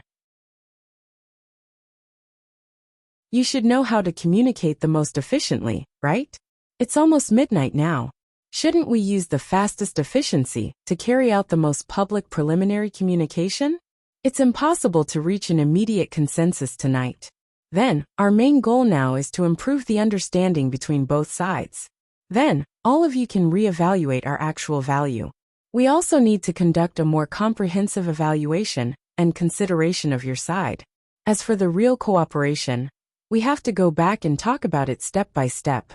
So, everyone, please calm down first and complete the preliminary communication tonight as soon as possible. Then go back and rest early, right?" The big shots first looked at each other and quickly calmed down. They all accepted Chen Guang's words in their hearts. But very quickly, they looked at each other in dismay, revealing astonished expressions. They didn't expect Chen Guang to be so mature at the negotiating table and completely control the situation with just a few words. After all, although Chen Guang was famous in the past, other than his personal achievements, the flaws in his character were very obvious. He was obstinate, self-opinionated, arrogant, and unbridled. He vividly displayed almost all the flaws in a young man's character. If it had been a slightly weaker young man, his character would have long since faded into the crowd, or perhaps he would have been beaten to death. So far, not only had Chen Guang not fallen, but he had also become more and more famous. The fields he had dabbled in were getting wider and wider. It could only be because of his unrivaled talent, not because of the so-called mature and prudent character. But after a few more words today, these big shots from the big organizations realized that everyone had been deceived by Chen Guang in the past. This guy had deliberately acted unfamiliar and immature in front of outsiders. But in fact, he was simply an old fox and experienced. This guy had hidden himself so deeply that it was terrifying to think about it. "Mr. Chen is right. I agree. Everyone be quiet. Mr. Chen, why don't you let us introduce ourselves first? I'm from Wuxia." Chen Guang suddenly interrupted him. "I'm sorry, please leave." The old professor from Wuxia was instantly stunned. "Mr. Chen, why are you doing this? I'm an Inamoto." Chen Guang rolled his eyes. "Don't you understand what I'm saying? I don't care if you're an Inamoto, herbaceous, or woody. I've said before that I won't come into contact with the Japanese representatives. Don't waste your time here." After Chen Guang finished speaking, he turned his face to the side. He looked like he was unhappy and did not want to talk to him. The eyes, nose, and mouth of the famous professor from Wuxia, Junzo Inamoto, were all squeezed together on his wrinkled face. He was so angry that his face was red. He pointed at Chen Guang angrily. "How can you be like this? Wuxia is the world's leader in the field of photocatalysts. Your stupid attitude will make it difficult for you in the industry." Chen Guang still ignored him, but the people from the other organizations in the conference room could not take it anymore. "You guys already have no chance. Isn't it a waste of time to pester here?" What if he angered Chen Guang to the point that he decided to quit? "If you guys don't want to talk, we'll talk." In addition, the other organizations were already very afraid of the people from Wuxia. They all saw them as one of their core competitors. Now that there was one less competitor without any bloodshed, everyone was looking forward to it. "Professor Inamoto, don't waste everyone's time." "That's right. Mr. Chen has already made his position clear." "Professor Inamoto, why do you have to do this?" "Let's go, Professor Inamoto. You've already embarrassed Wuxia." Although they were all upper-class people, each of them was more venomous than the other when it came to adding insult to injury. When it came to personal interests, there was not much difference between a high-class person and a hooligan.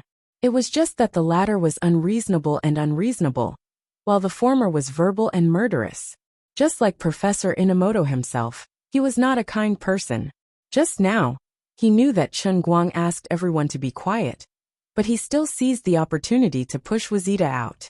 He almost succeeded, but unfortunately, he ran into Chen Guang's gun. Professor Inamoto was ridiculed by everyone. Then, he looked at Chen Guang's cold face and knew that he could not do anything today. He could only smile bitterly, turn around and leave. Seeing this, the people from Sanshin Corporation looked calm, but they were secretly delighted. The person in charge of Sanshin Corporation, Jean Tylon, was proud of himself. He thought to himself, "Who asked you Japanese to be arrogant? Who asked you Japanese to think that you're the best in the world? Who asked you Japanese to not admit your crimes? You deserve it. It's natural for the Chinese to hate you." Chen Guang did a good job. First, he helped us eliminate one of our strongest competitors. Then our terms will be much easier to talk about.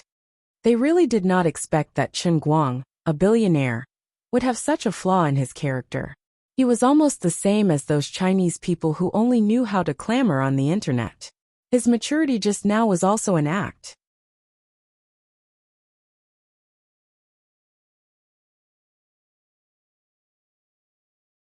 Chapter 1105. That's right. Last year, Sanqing's Note 7 had exploded in popularity, and we did not recall our phones back to China. We can still sue those Chinese consumers who accused us of this. The Chinese will still scold us on the internet and enjoy the coupons we give them like beggars. They will continue to buy Sanqing's phones. As the person in charge of China's affairs, Jean Tylon knew about the exploding phones in China last year. Although Sanqing had no choice but to recall their Note 7, they managed to get the majority of the Chinese consumers to change their Note 7 to S7. Their losses were manageable.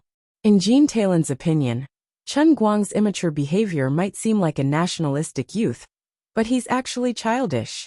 As long as he had the chance to negotiate with him, he could easily fall into their trap. He was as stupid as those fake nationalists who scolded Sanqing on the internet and then waved their coupons to buy Sanqing's phones. What a joke. In today's global economy, we can't make money if you boycott us. Either you stop scolding us, or you don't buy us. At least you can be considered a man. Just as Jean Tylon was thinking about this, the corners of his lips unconsciously curled up in a subtle arc. It was extremely rich in meaning. Disdain, mockery, joy, pride. All these emotions piled up on his face in an incomparably exquisite manner. After they were mixed together, he appeared incredibly calm. Suddenly, Jean Tylon's body trembled. He suddenly realized something, and felt that something was wrong.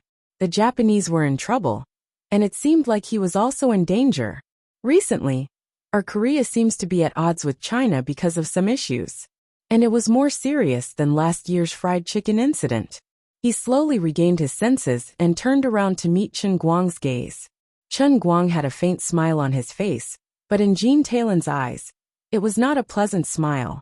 Instead, it was a cold feeling. "Sir, are you representing South Korea's Sanshin Group?" Chen Guang asked like a spring breeze. Jean Tylon subconsciously wanted to nod, but he controlled himself in time and made a decision in his mind at the speed of light. He controlled his expression perfectly, coughed twice, and said in fluent Chinese, "Mr. Chen, you've made a mistake. I did work for Sanqing before, but just this afternoon, I reached an agreement with the Wuxia Longhe Group. Now, I'm representing the Wuxia Longhe Group to negotiate with you." The Longhe Group that Jean Tylon spoke of was of course true.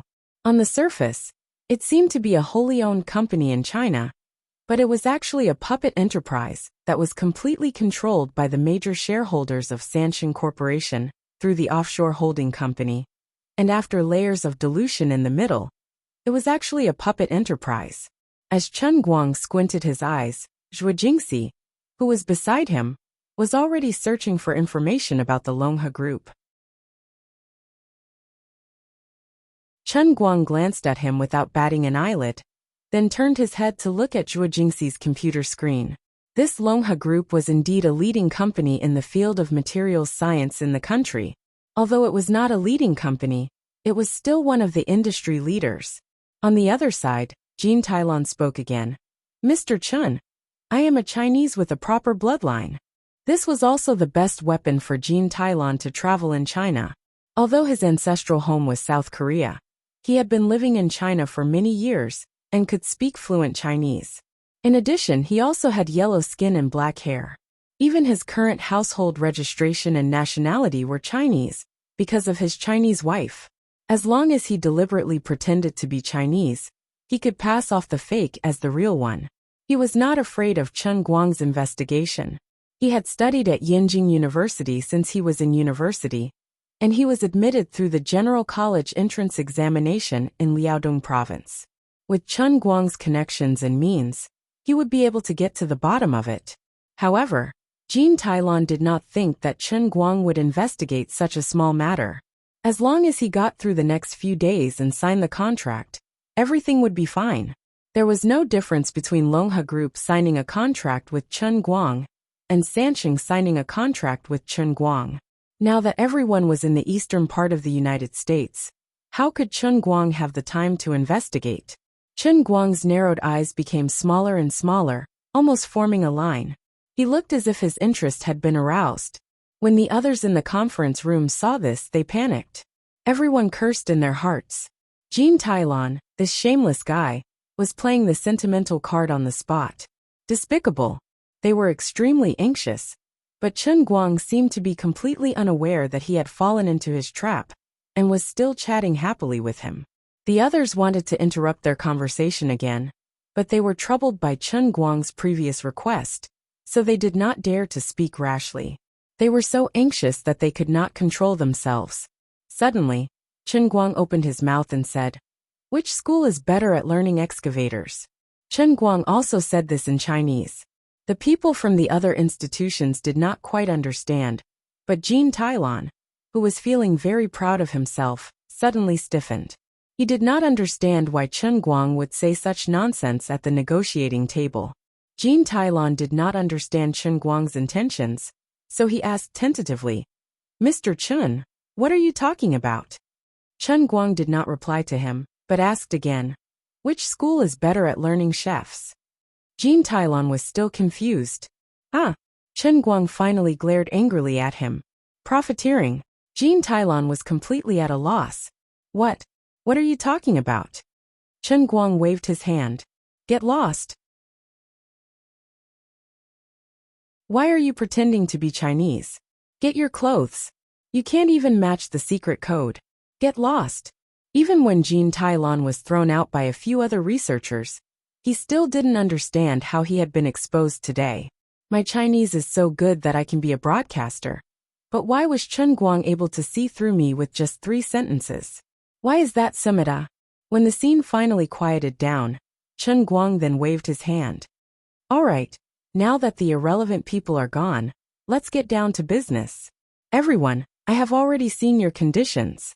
At present, it seems that they are more or less the same, and there is not much difference.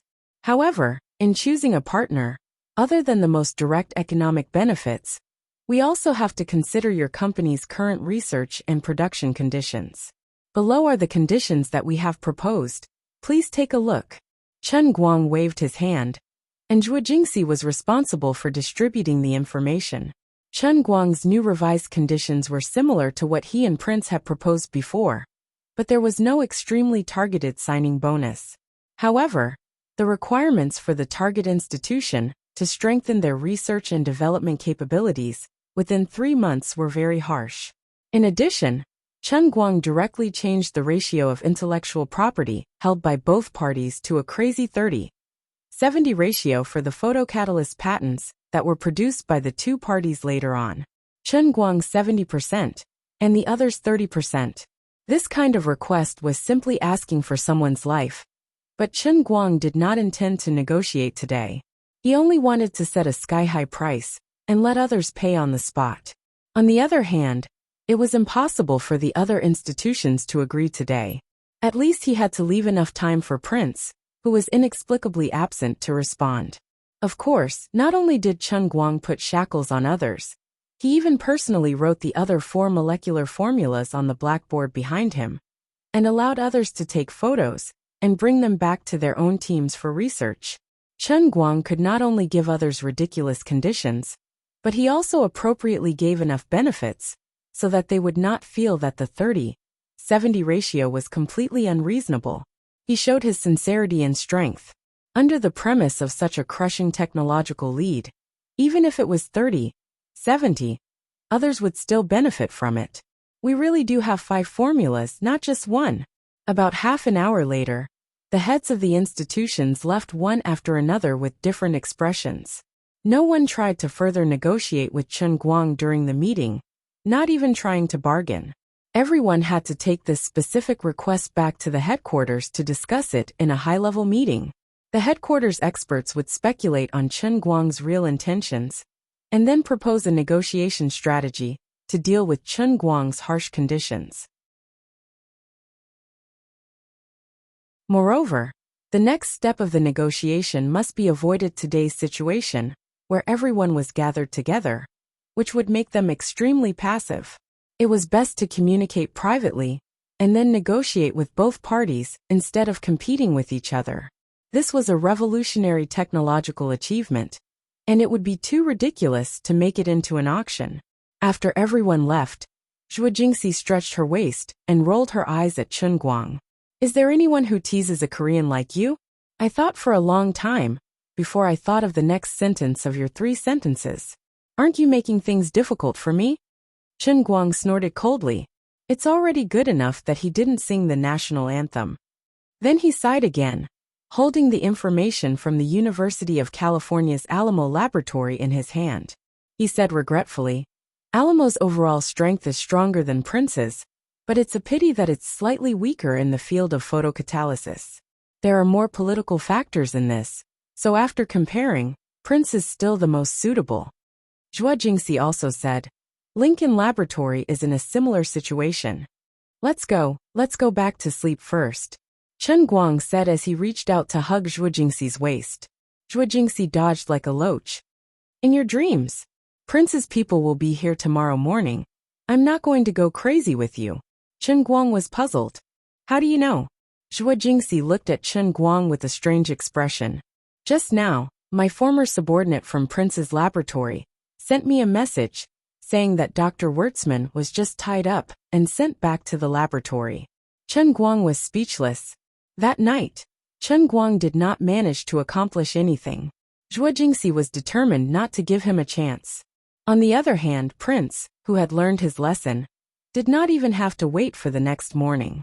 At 3 o'clock in the morning that night, Wuxia brought the entire negotiation team and checked into the hotel where Chen Guang was staying. Wuxia's room was right next to Fang Tianyu's room, which was next to Chen Guang's. Other than that, Chen Guang, whose ears were extremely sharp, could clearly hear the sound of steady and long breathing coming from the corridor. Not only did Dr. Wuxia bring a technical team and a negotiation team, but as a local tyrant, he even brought along a team of bodyguards. They did not go anywhere, they just guarded the corridor and did not sleep. They guaranteed that when Chen Guang opened the door tomorrow morning, he would see Wuxia's wrinkled face. Spicy chicken shredded. Wazita, Lincoln, Alamo, Cambridge, and Sansheng. All of you are messing with me. If I don't show some strength, you all will think that Prince is a local tyrant for nothing. Wuxia's trip this time was a military order to Bravo. If the negotiation failed, his photocatalyst project team would be gone next year. Stop researching photocatalysis. Go research genetically modified potatoes.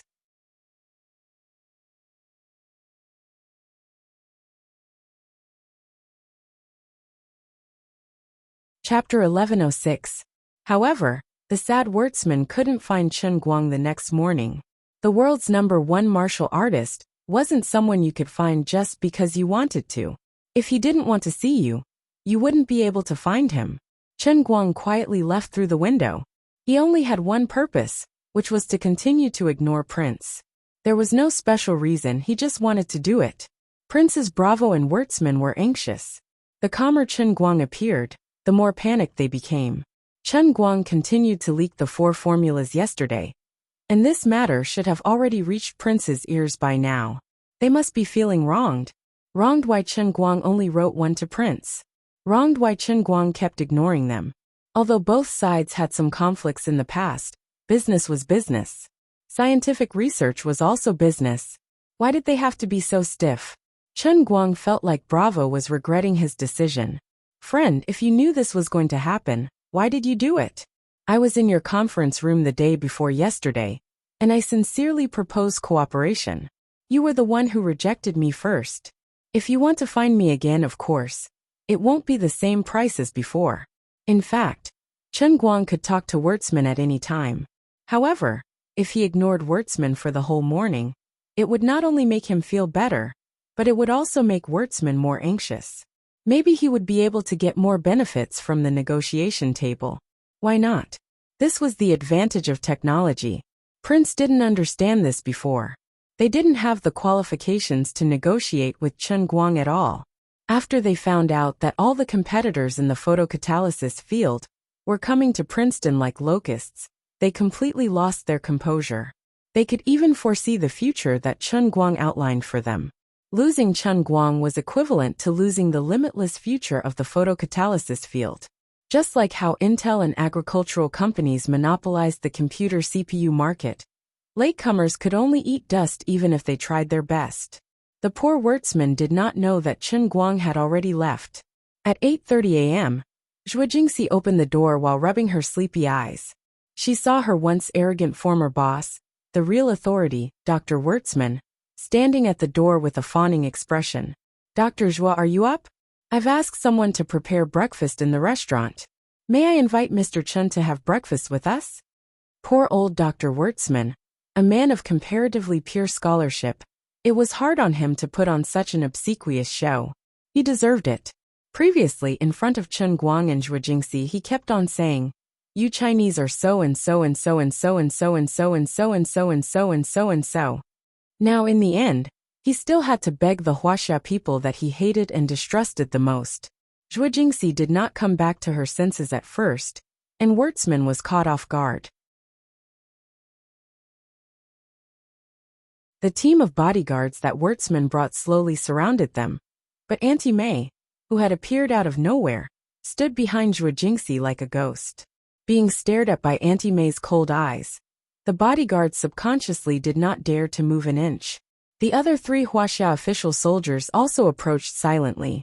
Their faces were stern and intimidating. In terms of actual combat ability, this group of bodyguards who were paid US dollars were no match for the elites of the Wuxia military, not to mention Auntie May, who could take on 100 people. Seeing that the atmosphere was a little tense, Zhuo Jingxi quickly said, "Mr. Swordsman, why are you here so early in the morning?" Swordsman felt that she was mocking him, but there was nothing he could do. He scratched his head and said, "Dr. Zhuo, I was afraid that I wouldn't be able to meet you and Mr. Chen if I came late." Zhuo Jingxi looked down at her phone and saw that it was a text message from Chen Guang before he left. Then, she shrugged helplessly and said, "Mr. Swordsman, you still miss Chen Guang. He left at dawn." Swordsman exclaimed, "How is that possible? I had people guard the door.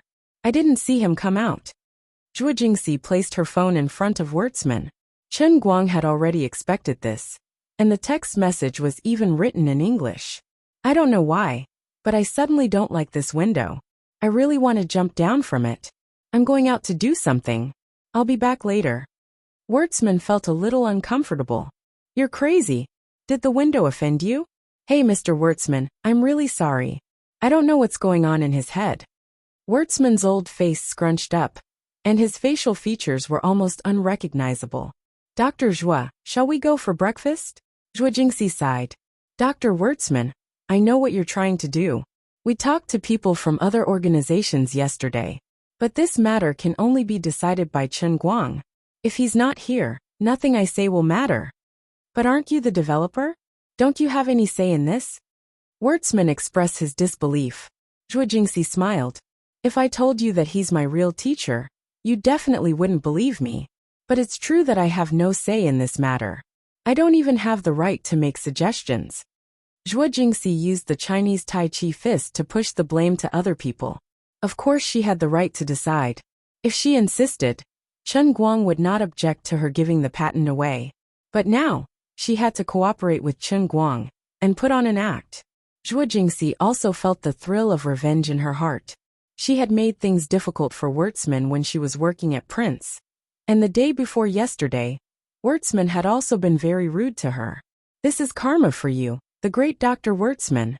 When it was noon, Chen Guang whistled as he slowly walked back.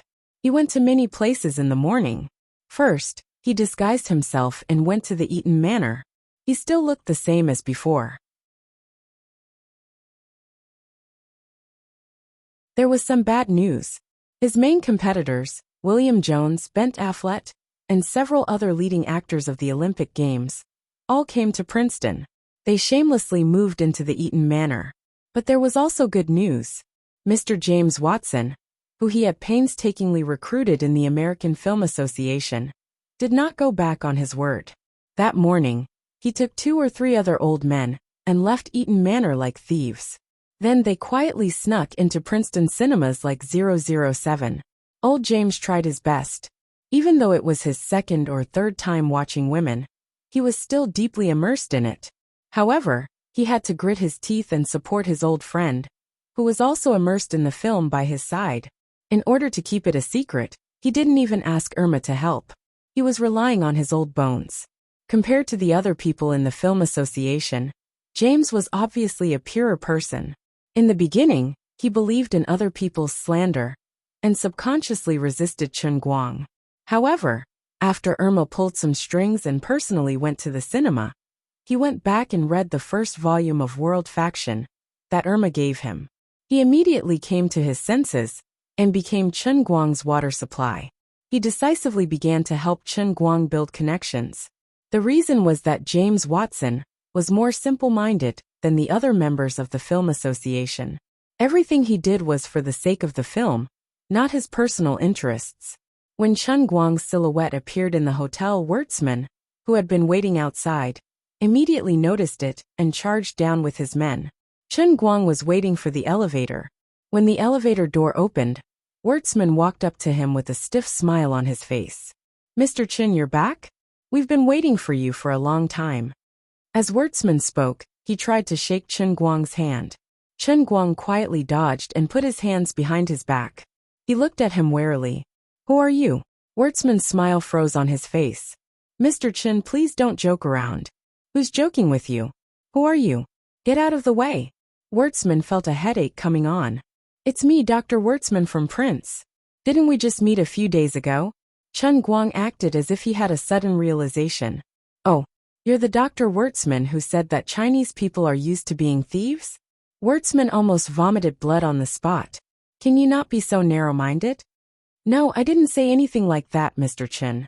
I'm here to talk business on behalf of Prince. I'm very sincere, unprecedentedly sincere." Chen Guang didn't want to talk nonsense with him. Instead, he put on a straight face. "Is that so? Sincere? Why didn't I feel it?" Swordsman's hands trembled. His face turned from white to red, and then from red to black. He was, after all, an absolute authority in the field of photocatalysis, and even in the field of materials science. Today he had endured it again and again, and now he was about to explode. Chen Guang was expressionless. He even decided in his heart that if Swordsman continued to act tough, he would really sentence Prince to death. "Your so-called sincerity isn't just coming over here and smiling apologetically. Your apologetic smile isn't even on the point of the problem. I've already pointed it out for you, but you're still acting dumb. You don't even know how to act. What kind of sincerity is that?" After a long while, Swordsman finally forced himself to calm down and lowered his noble head. All right. Mr. Chen, I'd like to formally apologize to you for the inappropriate remarks I made about Chinese people a few days ago." Chen Guang tilted his head. "You don't seem to be very willing? Then what if I tell you that I think white people are arrogant and rude? White people's civilization is a civilization of destruction and plunder, while our Chinese civilization is a civilization of construction and creation. China's current backwardness is only temporary. Sooner or later, white people will become second-class citizens. Are you willing to accept that?" Swordsman's face fell. Chen Guang shrugged. "Look at your situation. There's an old saying in China, 'Do unto others what you don't want others to do unto you.' To put it bluntly, it means that if you don't like something, don't force it on others. Swordsman replied in a low, muffled voice. Mr. Chun, I understand. Chen Guang saw that it was about time, and felt that he had enough. He waved his hand and said, let's go up and talk about the contract.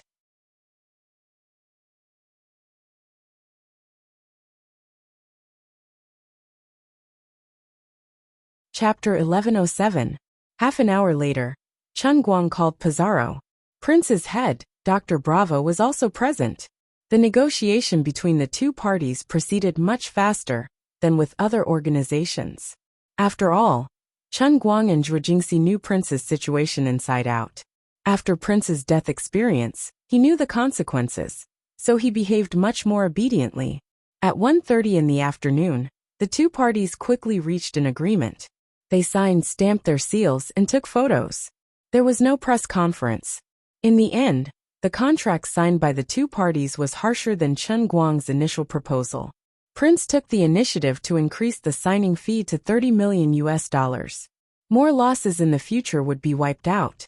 With Prince's current wealth, he didn't care about the additional tens of millions.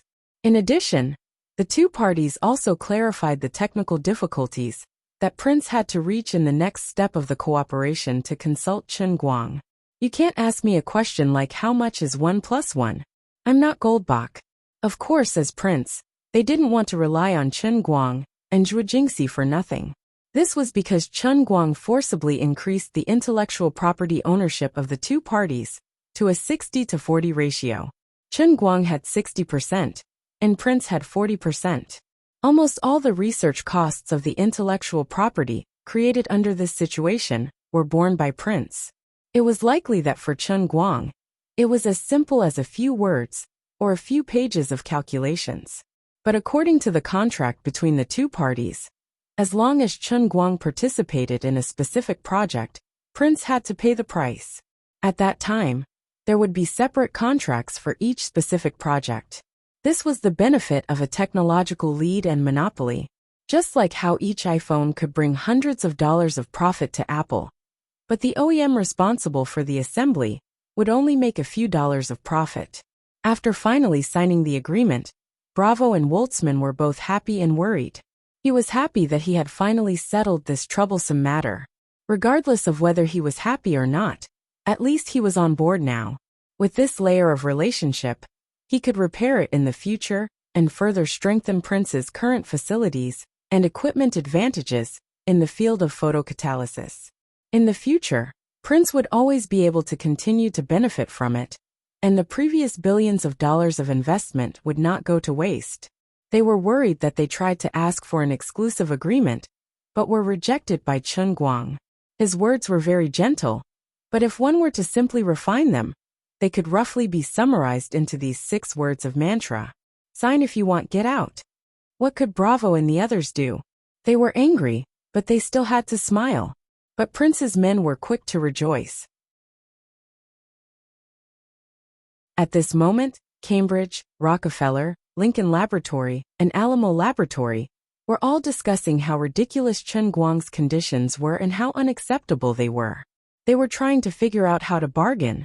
In the end, bad news suddenly came from the other side, like a bolt from the blue. Prince's laboratory, which was blocked from the public meeting yesterday, finally took the initiative to negotiate with Chen Guang. They took the initiative to accept Chen Guang's harsh conditions. Now they were one step ahead.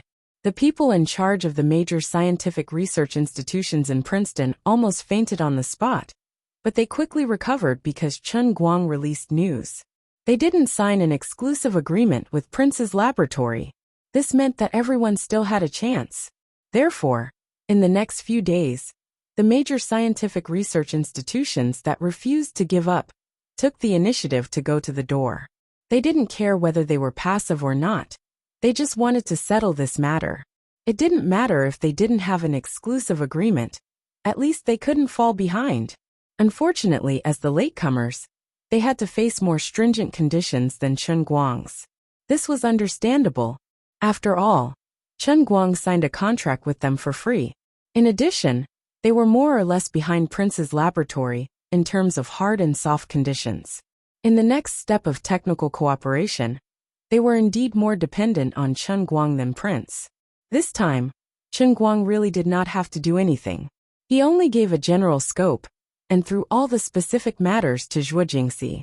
Fortunately, Fang Tianyu was there to help. In terms of legal counsel, Pizarro also officially signed a contract with Tianguang Group on behalf of the Baker law firm, becoming an official consultant for Chen Guang's Tianguang Group in North America. After a few days of negotiation, other than the most miserable Wazita and Sanshin Group, the other scientific research institutions signed contracts with slight differences in details. The weakest research institution would have to face the most stringent contracts. In short, they would lose their rights and humiliate the country. For those who were slightly stronger, it was 5 to 3. 5 Alamo and Lincoln, on the other hand, got 2 points and 8 points, which were envied by others. Prince's laboratory, who was originally wronged, heard that other people signed contracts worse than them, but they were still the happiest. Bravo and Woltzman immediately calmed down. As long as there are people worse off than us, we are happy. But they would have a headache later, because Chen Guang had already communicated with the Wuxia Scientific Research Institute over the phone, and reached a verbal agreement. The contract Chen Guang was going to sign with the Wuxia Scientific Research Institute was also a 3 to 7, but it was Chen Guang taking 30%, and the Wuxia Scientific Research Institute taking 70%. Chen Guang had no choice. In front of his own people, he was just that honest. He knew a little about the business rules, but he didn't particularly care. Anyway, he was certain that he couldn't lose out. The most important thing was to be happy. I'm happy, I'm willing, that's all. At that time, Chen Guang only confirmed one thing with Zhuo Jingxi. Through his personal connections, he helped Hua Ling and Zhong Yu buy plane tickets from Beijing to New Jersey as quickly as possible to help Zhuo Jingxi. He wanted to use the resources of the laboratory to complete the production of the 5 God-level formulas as quickly as possible. In addition, Chen Guang also chatted with Auntie Mei for a while and gave her some pointers on martial arts. After all, he was the sect master of one of the 27 sects, the Rose Flower sect. Although it was an arrangement from the headquarters, Chen Guang still had to express his gratitude to Zhuo Jingxi, despite being an ex-director of the Rose Flower sect. Aunt Mei was naturally overjoyed. Although she was already at the pinnacle of the skin energy realm, there was still someone stronger than her, like Wen Wen, who was in the literature grandmaster realm. There was also Chen Guang, who was said to have surpassed ordinary martial artists, who didn't want to become stronger. Chen Guang had learned 400,000 unique techniques in the realm of true martial, and finally combined them into the self-named True Martial Divine Technique. He could be considered a living martial arts encyclopedia. In just a few words, Chen Guang had answered many of the questions that Auntie Mei had hidden in her heart for many years. Every time Chen Guang enlightened her, Auntie Mei would think hard for a long time, and then be suddenly enlightened. The two of them chatted for about an hour. The spirit, energy and spirit in Aunt Mei's eyes became much more condensed, and the aura that she exposed to the outside also became more restrained. She actually showed signs of returning to the original state. Thank you, Director. It's very beneficial to me. I will never forget Director Bureau Chief's great kindness, Auntie Mei said with a slightly emotional tone. Chen Guang put his hands behind his back like a master. Auntie Mei, you don't have to thank me. It's also because you have been stuck at the peak of Pai Jing for too long. I just happened to be here and answered some of your questions. If it was a martial artist at the level of Bone Jing, it would be useless no matter how much I gave her. Auntie Mei said, it's easy to say that it's good to have a good foundation, but the most difficult thing is the opportunity at the most critical point. In the whole world, only you can do it, Director. Chen Guang felt very comfortable. Auntie Mei, you're too kind. Zhuo Jingxi came downstairs and was about to go out again. Auntie Mei said, then I'll go protect Miss Zhuo again. Chen Guang said, wait a minute. Auntie Mei turned around and was puzzled. What else does Director want? Chen Guang waved his hand. Nothing. I just forgot. Let's talk about it next time. After Auntie May walked far away, Chen Guang confirmed again and again. He thought to himself, I heard that Auntie May is not young anymore. Are the teeth in her mouth fake? Recently, Chen Guang had become a lot more cunning. He was actually doubting what Auntie May said about never forgetting.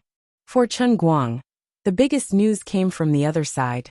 After waiting in boredom for 4 whole days, there was finally good news from Eaton Manor. The big shots from the American Film Association had been on a vacation in the Eaton Manor for 10 days. They had done enough work, but Chen Guang was still in Princeton, which made them feel like they were sitting on pins and needles. After some deliberation, they decided that it was about time for them to officially go home. They didn't achieve their original goal of hiding. They didn't know how their whereabouts were exposed, but Chen Guang followed them, which was a pain in the ass. Now that their goal was completely ruined, they might as well go home. Of course, they also thought that it might be a bad coincidence. After all, Chen Guang went to the district court on the second day. He came to Princeton and caused something big. This made many senior judges of the Film Association confused. They thought that Chen Guang might have come to Princeton to deal with the photocatalysis issue that had been going on for the past 2 days. Because of this, they scolded President Fred, who decided to come to the Eaton Manor. Look at the place you chose. You could have just found a farmhouse near Los Angeles to hide. We're so unlucky that we won the first prize in the lottery, only to find that the lottery ticket was soiled in our pocket. In the end, they set the evacuation time for the day after tomorrow. They even booked the plane tickets.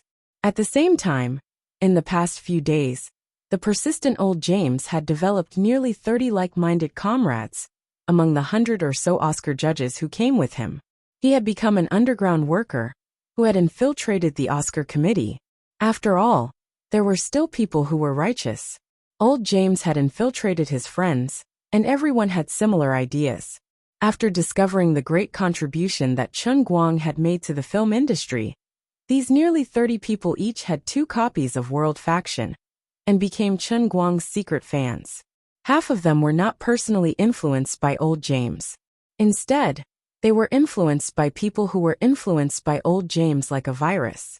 It was funny that they wanted to buy World Faction, but they didn't want others to find out. They always had a special reason. They would either go out in person or have their entourage go out. Then, they would go to bookstores or newsstands like thieves, or they would go to Amazon to buy the book. Because the biggest characteristic of this group of people was that each of them had 2 copies of World Faction, they secretly gave their underground organization a name, the World Party. At 2:30 in the morning, in the underground fallout shelter of the Eaton Manor, the 29 members of the World Party were holding an emergency meeting. Mr. Watson, what should we do now? Should we wait for everyone to go home and think of a way to bring Chen Guang to visit them? No, that's not good. People will think that we've been bought by Chen Guang with dollars. They will also be on guard against us like thieves. Then what should we do? Fred and the others are deeply prejudiced against Chen Guang. They all have their own interests in mind. We have to take drastic measures. Mr. Watson, how do we use strong medicine? We have to create a public opportunity for Chen Guang to show his talent in front of everyone and convince them. That way, they will have no choice but to put aside their interests, and we won't be criticized. How is that possible? There are more than 80 people. They don't really love movies. Friends, have you forgotten the other actors and women? Have you forgotten the theory of World Faction? We will all be dragged into the movie through the screen. If Chen Guang shows his artistic talent in front of all of us, then I think everyone will be dragged into his world of acting. The first batch of members of the World Party fell silent. They felt that James Watson's judgment was reasonable and well-founded. Then let's do it. The day after tomorrow. Tomorrow? That's right, tomorrow. Let's hurry up and set up the stage outside the gates of the Eaton Manor tomorrow. James Watson stood up agitatedly and said, I'll get Chen Guang to prepare now. Let's perform Romeo and Juliet. That's good. That's right. Just like how he performed Thunderstorm in front of the Chinese, Shakespeare's plays can best showcase his abilities. Old James looked at his comrades and clenched his fists. Brothers, let's do it. For the movie. For the arts. Everyone raised their arms in unison, then lowered their voices and spoke excitedly. For the movie. For the arts. When Chen Guang received the call from old James, it was already past 3 in the morning. However, he instantly regained his senses and was in high spirits. Old James was worried that he would not be able to memorize the script of Romeo and Juliet in time, but Chen Guang had no problem with it. Back when he was learning acting, he had even self-destructed once for this movie. He could recite it backwards.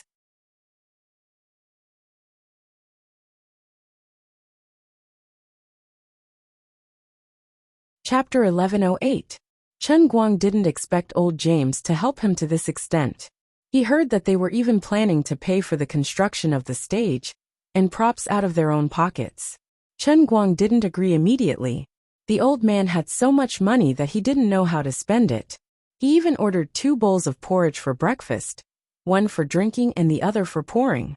How could he let them pay for it? He firmly disagreed, saying that he couldn't let them pay for it. It was an insult to his American dollars. He could hear his wallet crying. It was being looked down upon. He also said that if they decided to do the stage play today, they would start work tomorrow. Although the stage setting could be simplified, it was in such a hurry. The costumes and props would definitely cost a lot. I'm short of everything but money. He was so persistent. Old James also heard about him knocking on Prince's lab during the day, so he didn't insist and agreed to his request. Right, the stage costumes and props are easy. I know the most classic version of the stage play like the back of my hand, but am I going to act alone? Chen Guang thought about the role again. Old James said proudly, "Don't worry. Although my granddaughter Irma isn't famous and is just a fledgling movie actress, I can assure you that she is one of the best stage actors in the United States. But I can assure you that she is one of the best stage actors in the United States. Her graduation gift from the Watson family was Romeo and Juliet. Otherwise, we wouldn't have agreed to let her quit her job as a lawyer and become an actress." Irma's face appeared in Chen Guang's mind. She wasn't stunning, but her temperament was very compatible. She had the air of a noble lady, and her appearance was relatively pure and beautiful. It was very much in line with Juliet's character. "All right, thank you, Mr. Watson. Does Irma remember the script?" "You're welcome. I'll call her right away. She has a good memory and has practiced Romeo and Juliet more than once." "No problem, she's the most professional." "Thank you very much, thank you very much. See you tomorrow." In the end, Chen Guang managed to restrain himself. Just now, he almost asked old James if he could add a little more passion. The next morning, the 29 members of the World Party walked out of their rooms, one after another with dark circles under their eyes. At first, when they met non-gay members of the Film Society, it was awkward and awkward. "Hey, Mr. Damon, what happened to you? Did you have a nightmare last night?" "It's fine. This year's nomination round is about to start. I watched a few films recommended to me by my friend last night and accidentally forgot the time." "Mr. Damon, you are so dedicated. We plan to go to President Fred's house in a few days to watch it together in the small screening room. If we concentrate on watching, I'm afraid we won't be able to keep up with our old age." "Us?" It's me and my wife. I don't care about others." Similar conversations took place in every corner of the castle villa. Some sharp-witted people could sense that something must have happened last night, but old James and the others were tight-lipped and determined not to tell anyone. The members of the World Party that old James had roped in were the real veterans of the association. Although they were old and most of them did not participate in the actual management of the association, their reputation and prestige were still there. They also had students all over the world in the industry and had a resounding reputation. They had given real power to young and vigorous people like Fred, but their influence had never weakened. To put it nicely, these people were veterans of old authority. To put it bluntly, they were a gang of old hooligans that others could not afford to offend. Although everyone knew that this group of old seniors with dark circles under their eyes must have done something last night, no one dared to interrogate them if they did not take the initiative to say it. At 9 o'clock in the morning, a shocking theatrical troupe suddenly appeared opposite the castle villa. followed by a particularly professional stage planning team. Everyone in the castle villa was confused and did not understand what was going on. They discussed that a few people should go out and take a look. Old James, who had a guilty conscience, decisively volunteered to go out with a few old men. He patted his chest and said, "Let's go and ask about the situation." They were indeed veterans of the film industry. Old James himself was a retired director, and the other three old men also had an old director, an old movie actor, and an old stage actor.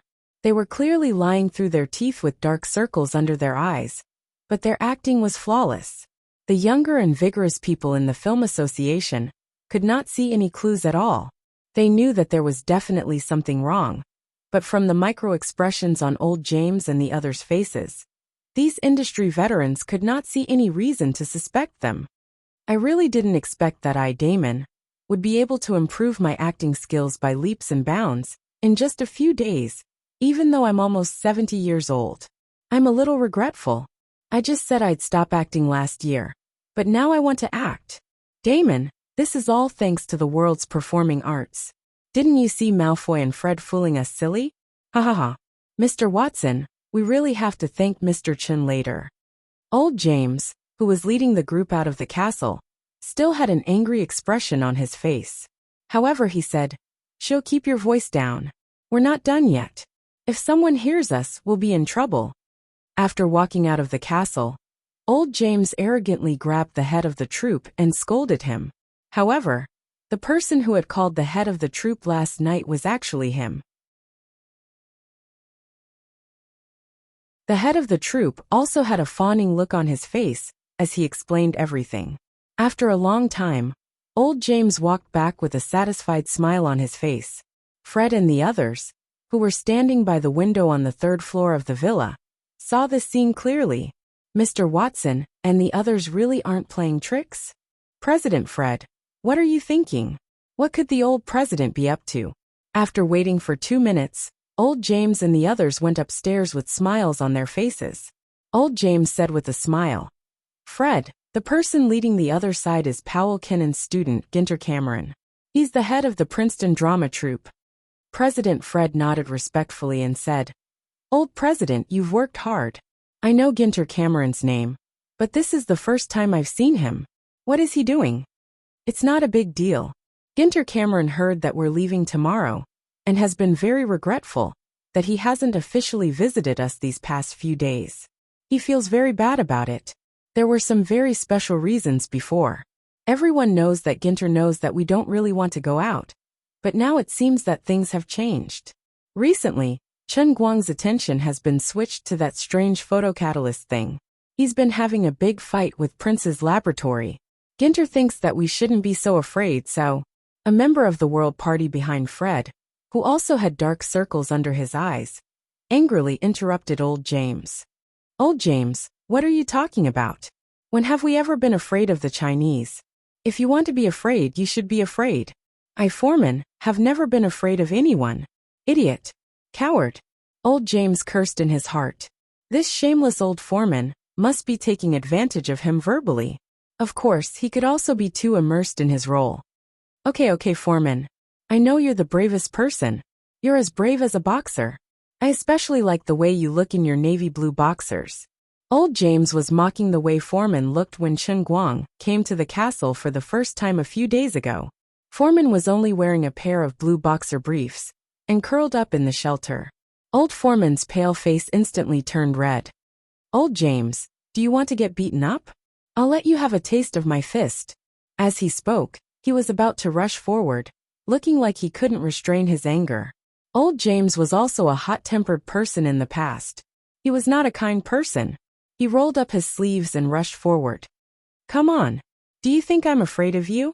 Fred, Damon, Malfoy, and the others spent a lot of effort to pull these two angry old lions down. They were all sweating from exhaustion. Foreman, who hadn't been able to show off his boxing skills, left in a huff. Old James tidied up his appearance while explaining to Fred. It turned out that in order to express his respect for the Motion Picture Association, Gene Cameron had meticulously prepared a classic stage play, Romeo and Juliet. He had been preparing for this a few days in advance. He had planned to send out a public invitation after everything was ready, but he didn't expect them to leave so soon. That was why he hurriedly brought people to set up the stage early in the morning. He was ready to start in the evening at the latest. After listening to old James, Fred muttered, "So that's how it is?" Old James nodded. Of course. Everyone knew that we didn't dare to go out, and it wasn't convenient for them to ask us directly. So Gene Cameron decided to build a stage opposite our villa building. We only need to walk out of the villa. Malfoy Bentler, who was next to him, said, "That's perfect. We can advertise to the public that in addition to coming to Princeton for a vacation, our other purpose is to participate in the stage play that Gene Cameron prepared for us. It's been many years since someone performed Shakespeare's classics in public. It suits our identity." Old James was very satisfied with Malfoy's cooperation. He continued, "That's true. Although everyone knows, we can't really let people think that we're afraid of the Chinese. We need a way out." Fred still felt that something was wrong, but he couldn't see through it. Plus, he couldn't question old James in public. "Didn't you see that he and old Foreman almost fight? Sigh, maybe it's all my fault. If I hadn't chosen Princeton as the location for my vacation, none of this would have happened." Fred silently blamed himself. "All right, I'll call King Cameron and thank him. I'll also ask him to thank Mr. Keenan for not being able to come." The farce of old James and Foreman almost getting into a fight seriously interfered with Fred's judgment. His originally suspicious mind was blinded, and he really thought that Gordon Cameron was so kind as to prepare a surprise for everyone.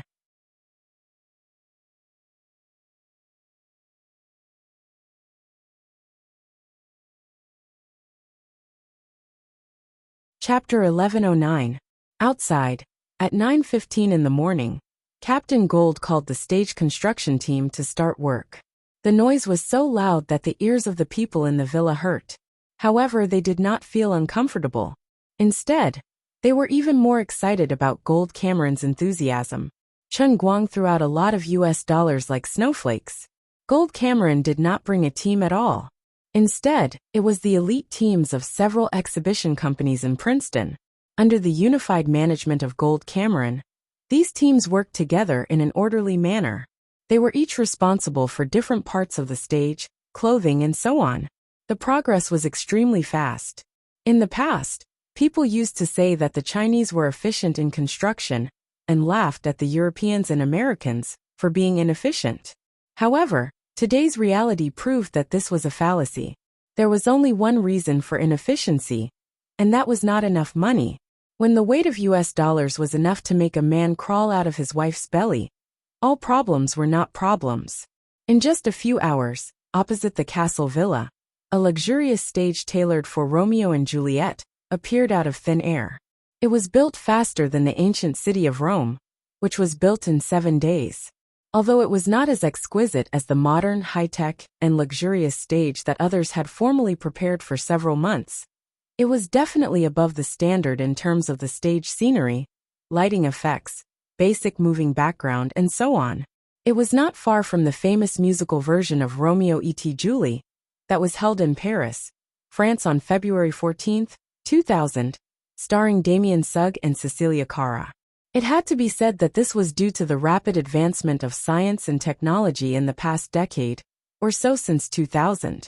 For example, the combination equivalence, which was extremely difficult to achieve in the past, could now be achieved with a high-quality and expensive LED nano spotlight. In the past, the extremely cumbersome layout of the background panel, when switching scenes, could now be completed with a high-resolution OLED large screen. As for the digital special effects or real scenes that needed to be played on the background screen, with the double effect of US dollars and connections, Gold Cameron directly contacted the copyright holder of the Paris version of Romeo and Juliet and bought the audio and video copyrights that they left behind. When the time came, he could directly project it on his big screen. As for the background music, he had also used countless connections to combine the most classic copyrights of all the major copyrights, and then randomly selected and combined them. This sudden appearance seemed simple, but in fact, it was the perfect embodiment of contemporary action. Its true cost was as high as nearly 10 million US dollars. But to Chen Guang, this wasn't a problem at all. For the sake of being a god in the world of acting, for the sake of survival, no matter how much money he had, he would not even blink. In any case, it was extorted from the head of Prince's laboratory, so he didn't feel any heartache spending it. In fact, it felt especially good, as if he was spending someone else's money. Although it was actually his, it came too easily. He felt as if he had reaped something without sowing. It was even easier than buying a lottery ticket. In addition, during the construction of the stage, related news quickly appeared on social networks in Europe and the United States. Shakespeare's classics. A gift from the Princeton Repertory Company. The Oscar judges go to Princeton to watch Shakespeare's play. Last break before their busy daytimeless classics, Romeo and Juliet. Who on earth has the guts to perform Shakespeare's classic play in front of the Oscar judges? All kinds of news articles appeared on the internet in the morning, like a crazy virus. Obviously, this was just a trivial matter, but it inexplicably received unprecedented attention in one day. This was very strange. Even though the guests of the stage were almost more than 90% of the American Film Association, even though the performance was Shakespeare's play Romeo and Juliet. In fact, even though not many people were willing to admit that traditional Chinese culture was declining, in the mainstream of today's European and American youth, Romeo and Juliet was still a culture that was out of date, even though not many people were willing to admit it. Simply put, it was Odette. Therefore, this matter should not have caused such a sensation. People with intentions and insiders knew that there must be other forces behind it. Even the members of the Oscar committee in the Castle building felt that something was wrong, but they didn't have any solid evidence. Every time they started to question it, some senior members of the World Party would jump out and use all kinds of tricks to interfere with their line of sight and their thoughts. At the same time, these veteran members of the World Party also used their own social media accounts to promote King Cameron's Shakespeare play. They even let many of their students and juniors promote it. They also took credit for the storm on the internet. Look, we all said this and so reposted my post. Isn't it normal for it to become popular? Do you think we're getting old? That we are outdated? That we have no influence? That our words do not matter? Fred and the rest of the younger generation had no way of dealing with these old men and women. They had no choice but to believe them. King Cameron picked up a big bargain. His Princeton Repertory Theater had received a lot of fees, but money was not a big deal. Through this matter, he successfully made old James and the other veteran members of the American Film Association owe him a favor.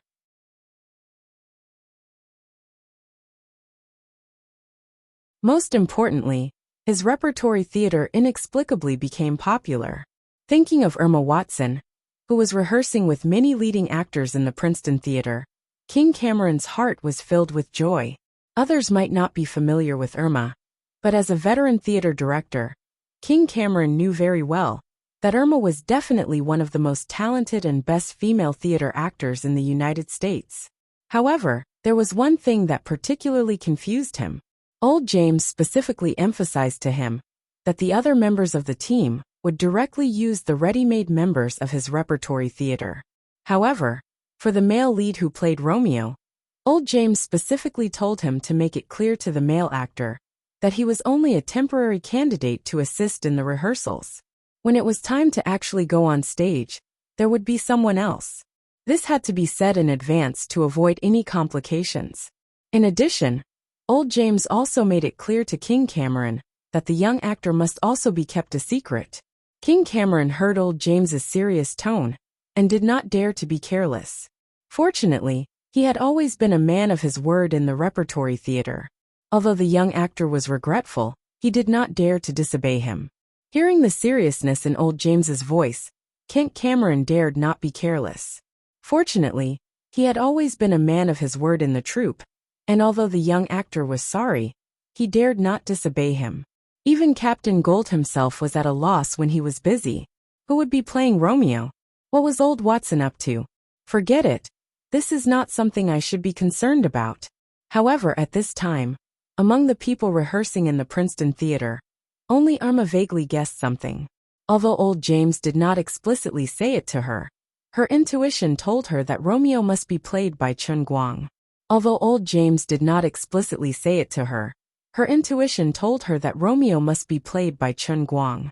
After the triple baptism of woman, World's Pie, in 1900, Irma Watson had long become a crazy fan of Chen Guang.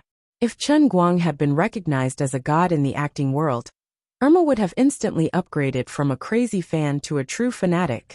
When Irma thought about how he would be on the same stage as Chen Guang in the evening, he couldn't help but feel a little overwhelmed. "Miss Irma, you're using too much force." The chief director, who had been pulled in at the last minute, immediately noticed the problem and reminded her loudly. Irma waved her hand apologetically. "Sorry, let's start again." More and more reporters came to Eaton Manor. No matter how strange the situation was, since Romeo and Juliet was already a hit, and the big shots of the American Film Association were involved, the reporters would naturally be alerted. Apart from that, people from all the major U.S. webcast platforms and TV stations also appeared one after another within a day, looking for Captain Jean Tay to discuss the webcast and TV broadcast. King Cameron wanted to compare the options, but in fact, he had no say in the matter. Old James had told him early on that the live broadcast would be handed over to YouTube. If Must Die was interested, they could pay for it together, almost free of charge. The live broadcast was handed over to UBC, a cable TV station that was not at the top of the rankings, but could also be watched by all of America. The price was also ridiculously low. King Cameron did not quite understand old James' purpose. They had spent so much money to complete the preparations in one day. The live broadcast was almost the only way to recoup the funds, but they had given it away for free. They only had one request. They hoped that the other party would match the publicity resources as much as possible, so that the stage play, which had been built from scratch in one day, would have a greater impact. In fact, old James had not thought it through, but Chen Guang's thinking was very simple. Tech companies like YouTube and Must Die had helped him a lot, providing him with timely help. Business was business, and favors were favors. He did not know how foreigners did business, but as a Chinese, Chen Guang was well versed in the ways of the world. He had to return the favor. UBC had helped him with the publicity under great pressure. Although they had received a lot of fees, there were many TV stations that went back on their word at the time. Now they were returning the favor. The most important thing was that the lower the fee he charged others, the more money they had to spend on marketing and promotion. By 6 o'clock in the evening, there was a sea of people outside the Castle Villa in Eaton Manor. The small stage was filled with people. In order to reserve seats for the big shots of the American Film Association, King Cameron had even temporarily hired 2 security companies to maintain order on the scene. In addition to the nearly 200 reserved seats, there were all kinds of seats in the surrounding areas. This was an open-air performance, so there was no need to pay for tickets at all. Anyway, the place was only so big. It was first come, first served. The sea of people spread from the bottom of the stage, and even the farthest seats were placed at the entrance of the Castle Villa 50 meters away. There were about 10,000 people, half of whom were locals of Princeton, and the other half were art lovers who had heard about the event today. Some drove, some took a bus, and some flew over from the eastern United States.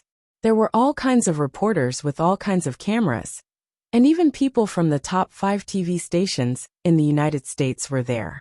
Further away, there was a live broadcast car with their logo on it. Although these TV stations were not qualified to broadcast the scene on the stage, due to copyright reasons, it was not a copyright violation to interview or even broadcast the audience around the open-air performance. Even old James, the mastermind behind the scenes, was shocked by the scene.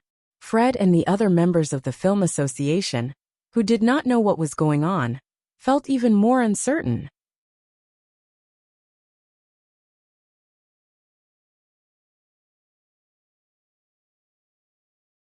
Chapter 11:10.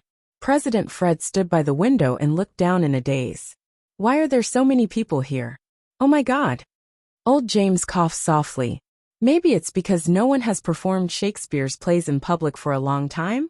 Everyone thinks that Shakespeare is past his prime, and always deliberately avoids his works. They even forcibly make things that don't look the same, in the pursuit of novelty. In fact, people's desire for classics has been suppressed for a long time. So it was easily reignited? Malfoy Bentler, who was next to him, said, "It's possible, but it's very disadvantageous for Gent Cameron. If his performance in such an influential public performance is mediocre, the impact will be very bad." President Fred nodded. Not only will it be disadvantageous for Gent Cameron, but will also be implicated. After all, this is a show he prepared for us. If he messes up, we'll also become a joke. There was silence in the hall of the huge castle villa. Inexplicably, they had been pushed to the teeth of the storm. At 6:30 in the afternoon, Irma, who had finished her makeup, and the rest of the cast arrived late by bus. At the same time, Chen Guang was sitting in a business car in the corner of the parking lot of Eaton Manor. Old Foreman's granddaughter was touching up his makeup. The 28-year-old girl was a top special effects makeup artist who had risen to fame in the American industry in recent years. Her task was not simple. She had to transform Chen Guang's highly recognizable Asian face into a young European aristocrat, Romeo. Fortunately, she was a professional special effects makeup artist. She had been fine-tuning Chen Guang's face since noon. She had already completed most of the work before coming over. Now, she was only making the final adjustments and touching up the makeup. At this moment, Chen Guang's complexion was slightly paler than usual, but not by much. He wore contact lenses in his eyes. His eyes had changed from the deep black of the Wuxia people to the sapphire blue of the Atlantic Ocean. In addition, a little prosthesis had been added to the surface of his nose. It was not a crude prosthesis, but a new type of silicone prosthesis that fit perfectly with the human skin. There were not many prostheses used, and they fit perfectly. They only made his nose look a little taller. As for Chen Guang's hair, the girl originally wanted to give him a wig, but Chen Guang asked her to dye his hair a beautiful bright gold.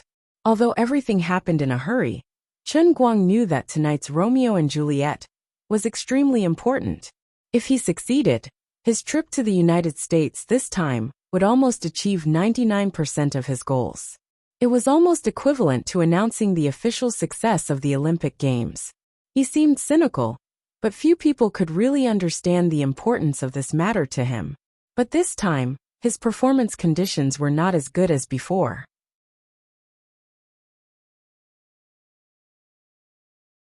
As a Chinese, he had to make up as Romeo and add something to his face, which would more or less affect the effect of his performance. Moreover, this was a live stage play without post-production special effects, which was even more difficult. Everyone knew that a play or stage play was the place that tested an actor's acting skills the most. If there were no NGs, there would be a chance to start again. It was also the closest contact with the audience. Every detail of the performance would fall into the eyes of others. Every flaw in the scene would be infinitely magnified in the hearts of others. That was why so many male idols had acted in countless movies and TV shows, but never dared to walk into a small play theater. Was it because they thought that acting in plays did not pay enough? Of course not. Everyone knew how much reputation one could get from acting in a play. For a professional actor, reputation was almost equivalent to money. They didn't go because they didn't dare to. They couldn't bear the negative impact of bad reviews after acting in an embarrassing way. Although Chen Guang was the greatest performing artist in the history of mankind, what he was doing now was a magnificent feat that had never been done in the history of performing arts. He had been in the industry for less than a year, and this was his first time on the big screen. But he was going to fight for the highest award in the world of film art. Perhaps in the opinion of some people in the circle, the Oscar was not the most authoritative award, but in the eyes of ordinary people, no one could deny that the Oscar was the most famous and influential film art award. Therefore, Chen Guang decided to keep improving. He wanted to treat this matter with an unprecedented state, even more serious than when he acted in Women and Thunderstorm. He had to do everything in his power to the best of his ability. Okay, Mr. Chen, it's a success. At first, I was really worried that it would look strange, but now it seems that the effect is good. I have to admit one thing. Although you're not a particularly stunning handsome guy, you really look good now. Haha, thank you for the compliment. Your makeup is really good. Clothes make the man. With such a great makeup artist like you, if I still look ugly after makeup, then my life would be too miserable. Foreman's granddaughter looked up and down at Chen Guang with the bright light in the car. She was very satisfied. Chen Guang took the mirror, looked at himself, and slightly tilted his head. Yes, very satisfied. He felt a lot younger all of a sudden, just like how handsome Leonardo was when he played Romeo at the age of 21. Bah! I'm only 21 years old. Alas, I've lived too long, and my mentality has become old. Time is really scary. Thank you, Miss Evelyn. Say hello to Mr. Foreman Clement for me. Evelyn tilted her head. Okay. Mr. Chen, I haven't seen you recite any lines since this afternoon. Is it really okay? Chen Guang smiled and shook his long blonde hair, making Evelyn's face bleed. Evelyn, you have to know that standing in front of you is a great performing artist that has never been seen in this world. Aren't we sitting in the car? Chen Guang waved goodbye to Evelyn and walked towards the stage in a well-ironed suit. This time he didn't have to hide. He almost didn't recognize himself. Now he looked like a standard European and American handsome guy. Not much different from Lil Li when he was at the peak of his looks. Chen Guang didn't dare to look in the mirror too much. He was afraid that he would turn gay because of his handsomeness. Jean-Tay Cameron was standing at the intersection with 2 or 3 people, looking around nervously. According to his agreement with old James last night, the male lead should be arriving soon. Jean-Tay was quite unsure. Now that the matter had blown up, the attention was beyond imagination. This had become a global event. Even if he let the actors of his troupe perform, Jean-Tay felt that it was very likely that they wouldn't be able to stop the show. If it was just an average performance, social media would definitely explode tomorrow. When that happened, his Princeton drama troupe would become a laughingstock and be ruthlessly mocked for overestimating themselves. How stupid and ignorant did they have to have the guts to put on such an ordinary play in front of the senior judges of the American Film Association? And it's Shakespeare's Romeo and Juliet. Aren't you afraid that Shakespeare's coffin can't hold it down? Didn't you see the once classic Romeo actor, Lil Li, post a comment on his social media? Unfortunately, I just got off the plane from New York to London. If there was a shuttle, I would really want to go back to New Jersey immediately. I'm looking forward to seeing what kind of Romeo President Fred and the others will see. I wish the Princeton drama troupe all the best. Is this guy really wishing me well? Isn't he mocking or cursing me? After waiting anxiously for a long time, Jean-Tay finally saw a tall and handsome young man walking toward him from afar. He was holding the secret signal that both parties had agreed on. It was a rose that only had a bud left. Hello, sir, you're finally here. It's already crowded over there. Let's hurry and change. Judging from the appearance, Jean-Tay felt a little more at ease. This young man looked quite handsome, and his walking posture was also very proper. It was obvious that he was from a noble family and had a good upbringing. Oh, thank you, Mr. Cameron. You've worked hard today. It's no trouble at all. Then, how should I address you? Just call me Blake, Mr. Cameron. Okay, Mr. Blake. Let's go. Our friends are waiting anxiously. After a simple chat, Jean-Tay Cameron felt a little better. This young man was definitely from an ancient noble family. Listen to his standard Verona aristocratic accent. If he had spoken in Italian instead of English, people would have thought that Romeo had really come to life in the real world. Could it be that he was really a descendant of the Montague family? By the way, Mr. Blake, do you know Italian? Yen%. At #yen #et, Chen Guang immediately switched to Italian, which Jean-Tay couldn't understand. On the other hand, his assistant, who was also from Italy, was stunned. Oh my God! Philip, what's wrong? Jean-Tay Cameron asked doubtfully. Philip exclaimed, Mr. Blake's pronunciation is so pure. It's exactly the same as my classmate from the Verona Rusco family when I was studying in Milan. Jean Tay Cameron was really shocked this time. Could it be that he really picked up a treasure? Did the Montague family really exist? The young master of the Montague family came to act as his ancestor, Romeo? Friend, don't make a fuss. Okay, we're almost there. Let's hurry up. It'll take some time to change. Okay, respectable Mr. Blake. Jean Tay Cameron had completely forgotten something. A few days ago, there seemed to be another mysterious person called Blake who caused quite a stir in Eaton Manor and the North American music industry. However, he had heard that Blake was a blind man, while this young man had a pair of sapphire blue eyes. His gaze was bright and piercing, and he was a noble young master with an imposing appearance. They shouldn't be the same person, right? As the time for the official performance approached, the senior members of the Motion Picture Association, led by President Fred, finally walked out of the castle building they had been holed up in for more than 10 days, under the watchful eyes of the public. They lined up and walked towards the gate of the villa's garden. The large iron gate, decorated in medieval European style, slowly opened with an ancient creak. The crowd outside split into two groups at the signal of the security guards.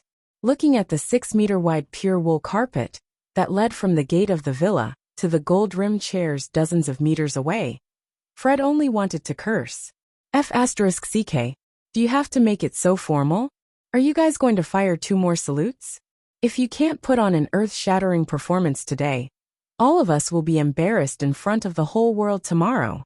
Just as Fred was thinking about this, loud bangs could be heard from afar. Fred, Malfoy, and the others' faces were ashen. They almost collapsed on the spot.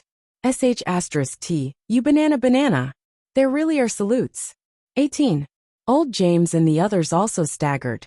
Is Jean Tay Cameron crazy? Aren't we playing a little too much? Welcome, guests. Welcome to Romeo and Juliet, presented by the Princeton Repertory Theater. First of all, thank you, friends from the Motion Picture Association, for attending the graduation ceremony specially prepared for young actors by our Repertory Theater. The witty Jean Tay Cameron, as the head of the play and a part-time host today, despicably lowered the standard of today's performance. Following Jean T's speech, the audience went into an uproar. What? Just a graduation ceremony for young actors? Is he joking? He never said that in the previous publicity. That's right. I even heard that Emma Watson will play Juliet. How can it be a weird graduation ceremony for young actors? I even came all the way from Washington for this. Are the people from the Princeton Repertory Theater crazy? Is he joking? The people below the stage began to whisper. YouTube must die, and UBC, who had the live broadcast rights, were also confused. This was different from what everyone had agreed on. As for the other live broadcast platforms and TV stations, they were in big trouble. Although they couldn't film the scene on the stage, they could point the camera at the excited audience, which was more exciting than on the stage. President Fred and the others, who had been sitting anxiously in the front row of the stage, felt a great sense of relief. It seemed that Jean Tay Cameron also knew that the situation was not good. He said this as if he wanted to take the blame alone. What a good buddy. Old James and the others were indignant. What graduation ceremony for young actors? You're insulting the founder of the International Performing Arts. At this moment, a plane from Los Angeles to New Jersey had just landed at Newark Liberty Airport. No one noticed that a fat old man rushed out of the plane in a hurry. He was wearing sunglasses, and his steps were very fast. After leaving the airport, he took a taxi and went straight to Eaton Manor. Damn, I should have watched the news earlier. If I had seen it yesterday, I wouldn't have been late today. Missing Chen Guang's performance of Romeo and Juliet will be the biggest regret of my life. I, Donald Josh Dan, must see that incredible Chinese man perform on the stage with my own eyes.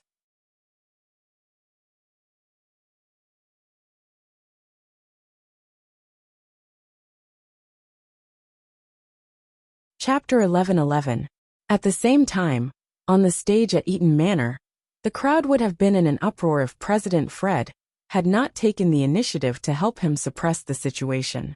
After all, Gordon Cameron had taken the initiative to foreshadow the situation for the sake of everyone's reputation. In fact, he had admitted defeat in public for everyone's sake. President Fred thought that Gordon had good intentions, and Gordon was a student of Powell Kennan, a respected veteran in the industry. Although they weren't familiar with each other, he was indeed one of them, so he couldn't treat him like this. Meanwhile in China, tens of thousands of miles away, Big Beard Deng, who was almost paralyzed from exhaustion in order to coordinate with the domestic promotion of women, gave himself a rare day off today. As a senior director in the industry, of course he would receive heavy industry news from the United States. He had heard about Luo and Zhu at 10 o'clock last night. Based on Big Beard Deng's understanding of Chen Guang, although the news did not mention that Chen Guang would be involved in the mysterious stage play, he had a feeling that this guy was definitely involved. It was too much of a coincidence, and the strangeness of this matter was very much in line with Chen Guang's style of doing things. Because he went to Los Angeles, then Donald Jostein streaked, and then the Oscar judges went to Princeton, New Jersey. Then, while Chen Guang was fighting a lawsuit, a play Romeo and Juliet popped up inexplicably on the other side. It was impossible to say that Chen Guang was not involved. Because of this, although Big Beard Deng was very tired, he still asked Yang Shi to wake him up at 6 o'clock in the morning. After breakfast, the two of them stayed in front of the large-screen TV to watch the foreign broadcast of UBC. Director Deng, do you think Chen Guang might be on stage? But isn't he from the Princeton Repertory Theater? I've heard of Gordon Cameron. He's a well-known figure in the North American theater industry. What Yang Shi meant was that he didn't think this matter had much to do with Chen Guang. Big Beard Deng shook his head. No, my intuition tells me that this must have something to do with Chen Guang. It's even possible that he did it. As the first diehard fan of Chen Guang, Yang Shi was doubtful. He's Chinese. Can he play Romeo? Big Beard shook his head then nodded. Forget it. We'll know when we keep watching. The performance will start in 5 minutes. Won't we know everything then? He is determined to win the Oscar this time. I think that as long as he can prove his ability, he will do anything. Yang Shi nodded in agreement. She looked at the big screen as she stuffed a bun into her mouth.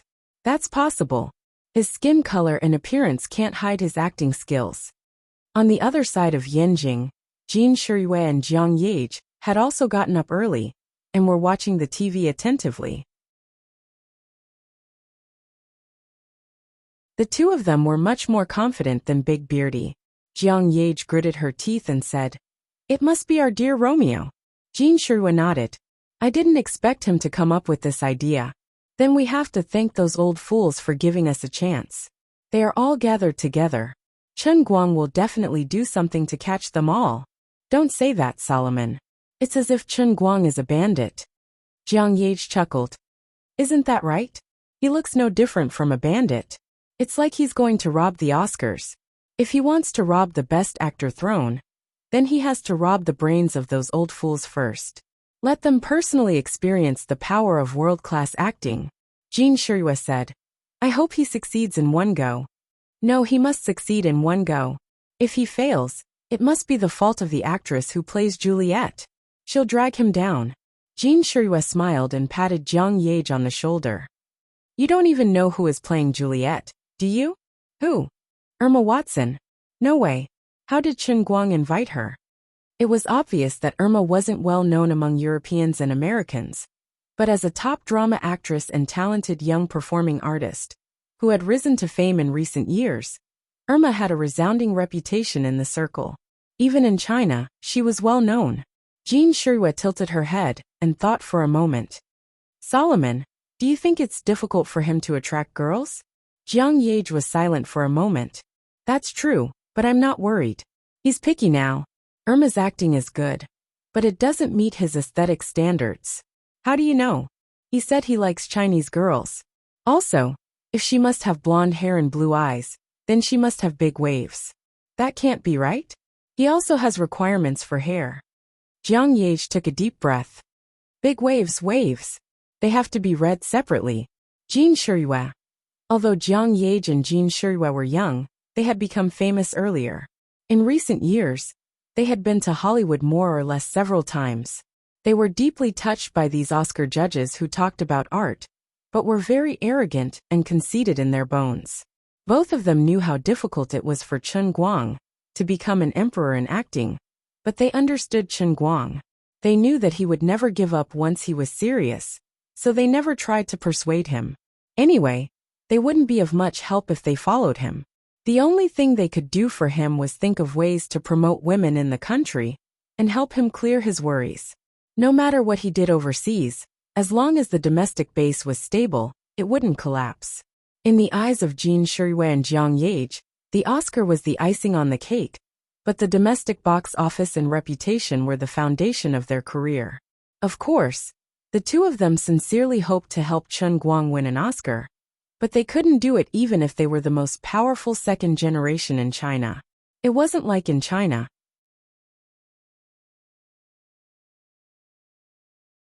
As long as Chen Guang was willing, with his relationship with Jin Jiang, he could easily win from the Golden Horse Award to the Golden Husky Award.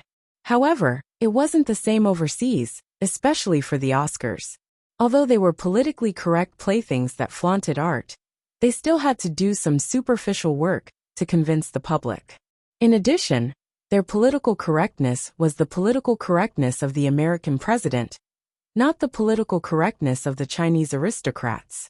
Finally, at 7 o'clock, with the music, the lights on the stage dimmed, and the crowd quickly quieted down. The legendary graduation ceremony of Romeo and Juliet for young actors had officially begun. King Cameron, who was standing under the stage, clenched his fists tightly and looked up at the stage with full attention. He had never been so nervous before. He was even more nervous than when he had led the drama troupe to the Golden Vienna Hall. At first, he was happy because of Chen Guang's aristocratic style, but he gradually calmed down. After all, he didn't know Blake at all. This was a live stage play that attracted worldwide attention. Now Kent couldn't even trust the professional actors in his own troupe, let alone others.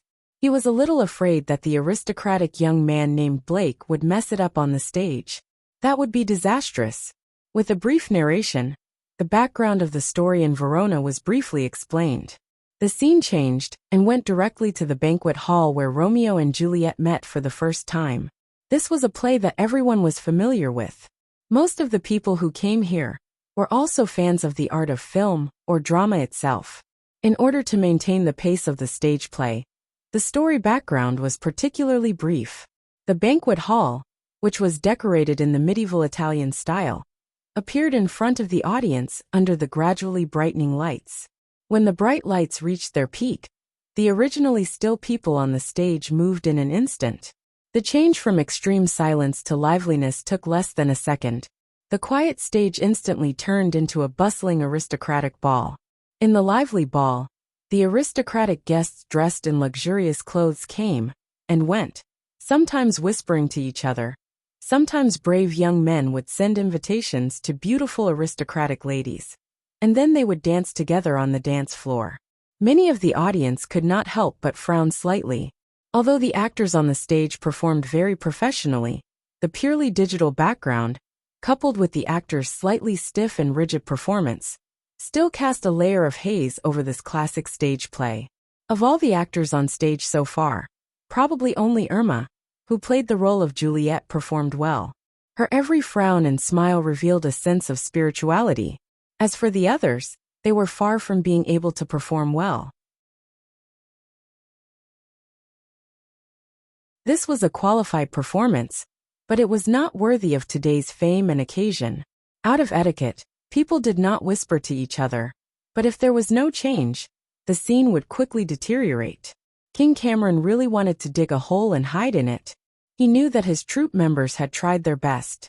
However, the rehearsal time was indeed too short. It was already considered very professional for everyone to be able to perform without any obvious flaws. However, he still wanted to ask for more. He wanted everyone to perform perfectly and reach the true state of performing art. It was really too much. King Cameron looked down the stage again. The dim lights illuminated the slightly frowning faces, and he let out a long sigh. He could roughly imagine the expression of the audience in front of their televisions all over the world. Perhaps after today's performance, my Princeton drama troupe will consider moving and changing its name? Forget it, the greater the loss this time, the more old President James will owe me. Old President James was a very kind person, and there was no need to take the initiative to mention it. The more serious the loss, the more he would find a way to compensate. With old James's connections and reputation in the industry, even a simple greeting would be enough to bring my Princeton drama troupe to a higher level. The benefits could be expected, but the entire troupe would be reborn, and they were very reluctant to leave. President Fred and the others were also very nervous, but old James and the others felt more at ease. This stage was actually produced by them, and they also knew who was playing Romeo. Everyone in the World Party had confidence in Chen Guang, and they did not believe that Chen Guang would mess up the performance. Suddenly, the people on the right side of the stage fell silent again. Romeo, played by Chen Guang, trotted out of the darkness with his friend. The two young people ran forward quickly, and Romeo's friend turned back to urge them. Romeo, played by Chen Guang, walked forward quickly while tidying up his mask. Jin Shiyue and Jiang Yage, who were separated by the ocean, suddenly froze. The two of them forgot what they were just saying. Big Beard Deng's brows furrowed tightly at first, but he soon unconsciously relaxed. Although Chen Guang's appearance had changed a lot, the moment he stepped on the stage, Big Beard Deng was 100% sure that this was Chen Guang. She didn't know what he had done, but for some reason, when he appeared on the screen, a salty and moist smell that seemed to come from the Mediterranean floated out of the screen. Even the lights that shone down on the stage suddenly had an old-fashioned feel to them. Others didn't understand what was going on, but Big Beard Deng and Jiang Yage did. This was Chen Guang's incredible acting skills. The moment he stepped on the stage, he released a domain-like power that only belonged to him.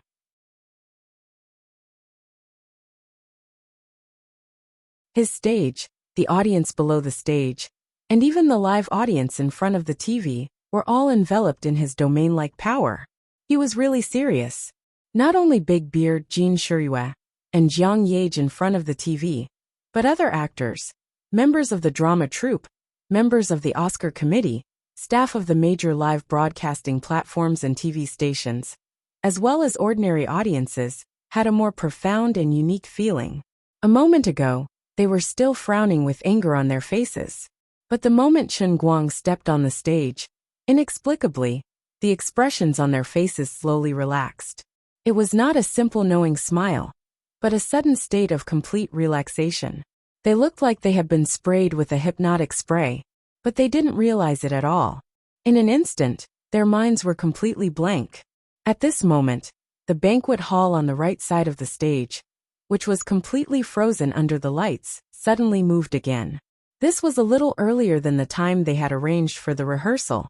Originally, the people inside should have moved when Romeo and his friends ran to the so-called main entrance of the banquet hall. But no one noticed this.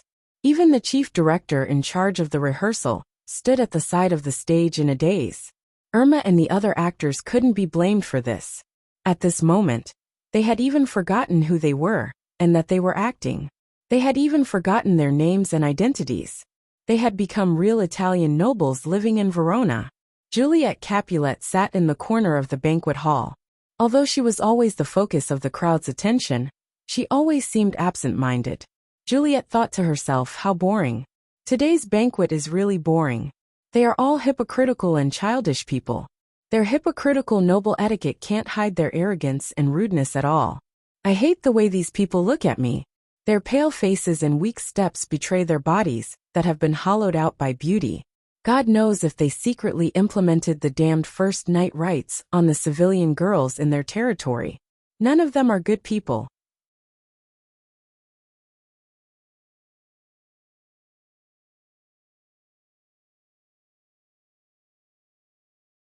Chapter 11-12. Beautiful Juliet, you don't look very happy. Isn't today a wonderful day? Count Paris appeared in front of Juliet with a glass of wine in his hand. He looked like a well-mannered young nobleman, with a tall and slender figure. His exquisite, luxurious clothes were lined with gold, and every inch of his clothes showed his noble status. The smile on his face was like a spring breeze, but if someone magnified his expression 10 times and slowed it down 100 times, they would be able to see the pride and desire hidden in the depths of his eyes. The actor who played the role of Count Paris did not know how perfect his performance was today. Perhaps only when he looked back at the recording would he truly realize how perfect his performance was today. Count Paris was a junior of Prince Aeschylus, the king of Verona. He had a noble status, and he was Juliet's newly engaged fiancé. Tonight's dance party was held to celebrate Juliet's engagement with Count Paris, and many nobles in Verona were invited. Of course, the Capulet family's mortal enemy, the Montague family, was an exception. However, Juliet did not like Count Paris at all. She even felt that he was the most hypocritical person she had ever met. She had heard many bad rumors about Count Paris, but she did not have any say in her marriage. "It's nothing, Count Paris. I'm just a little tired." "Oh, my dear Juliet, I'm already your fiancé. You should call me by my name. I'm not used to this suddenly." "Count Paris, someone seems to be calling you over there." "Okay, I'll go and greet them." After finally sending Count Paris away, Juliet had a short moment of peace. "Do I really have to spend the rest of my life with such a man? How pitiful." Just as Juliet was thinking about this, 2 young men wearing masks suddenly burst into the banquet hall. The 2 seemed a little frivolous and impetuous, but their clothes were also in line with noble etiquette.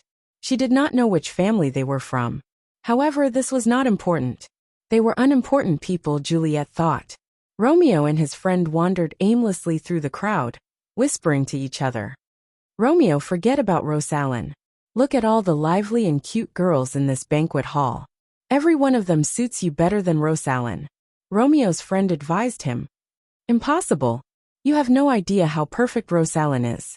She was so kind and beautiful." All right, but she's not interested in you. You're the heir of the Montague family. Why waste your precious life on someone who doesn't even like you?" Romeo, played by Chen Guang, was whispering to his friend Benvolio. Of course, with the help of the hidden microphone, the TV, computer, and the live audience could hear their whispers clearly. Only the other actors on the stage were in the dark. If there were still people who could maintain their rationality, they would be amazed at the performance of the other actors.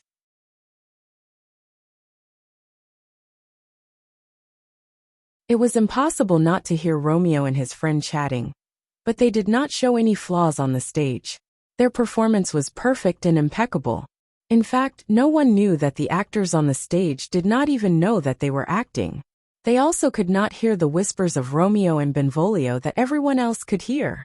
They were only separated by the edge of the stage, but the stage and the stage were completely separated into 2 different worlds. On the inside, it was the city of Verona from hundreds of years ago. On the outside, it was the modern world. It was not only the 3-dimensional space that was separated, but also time.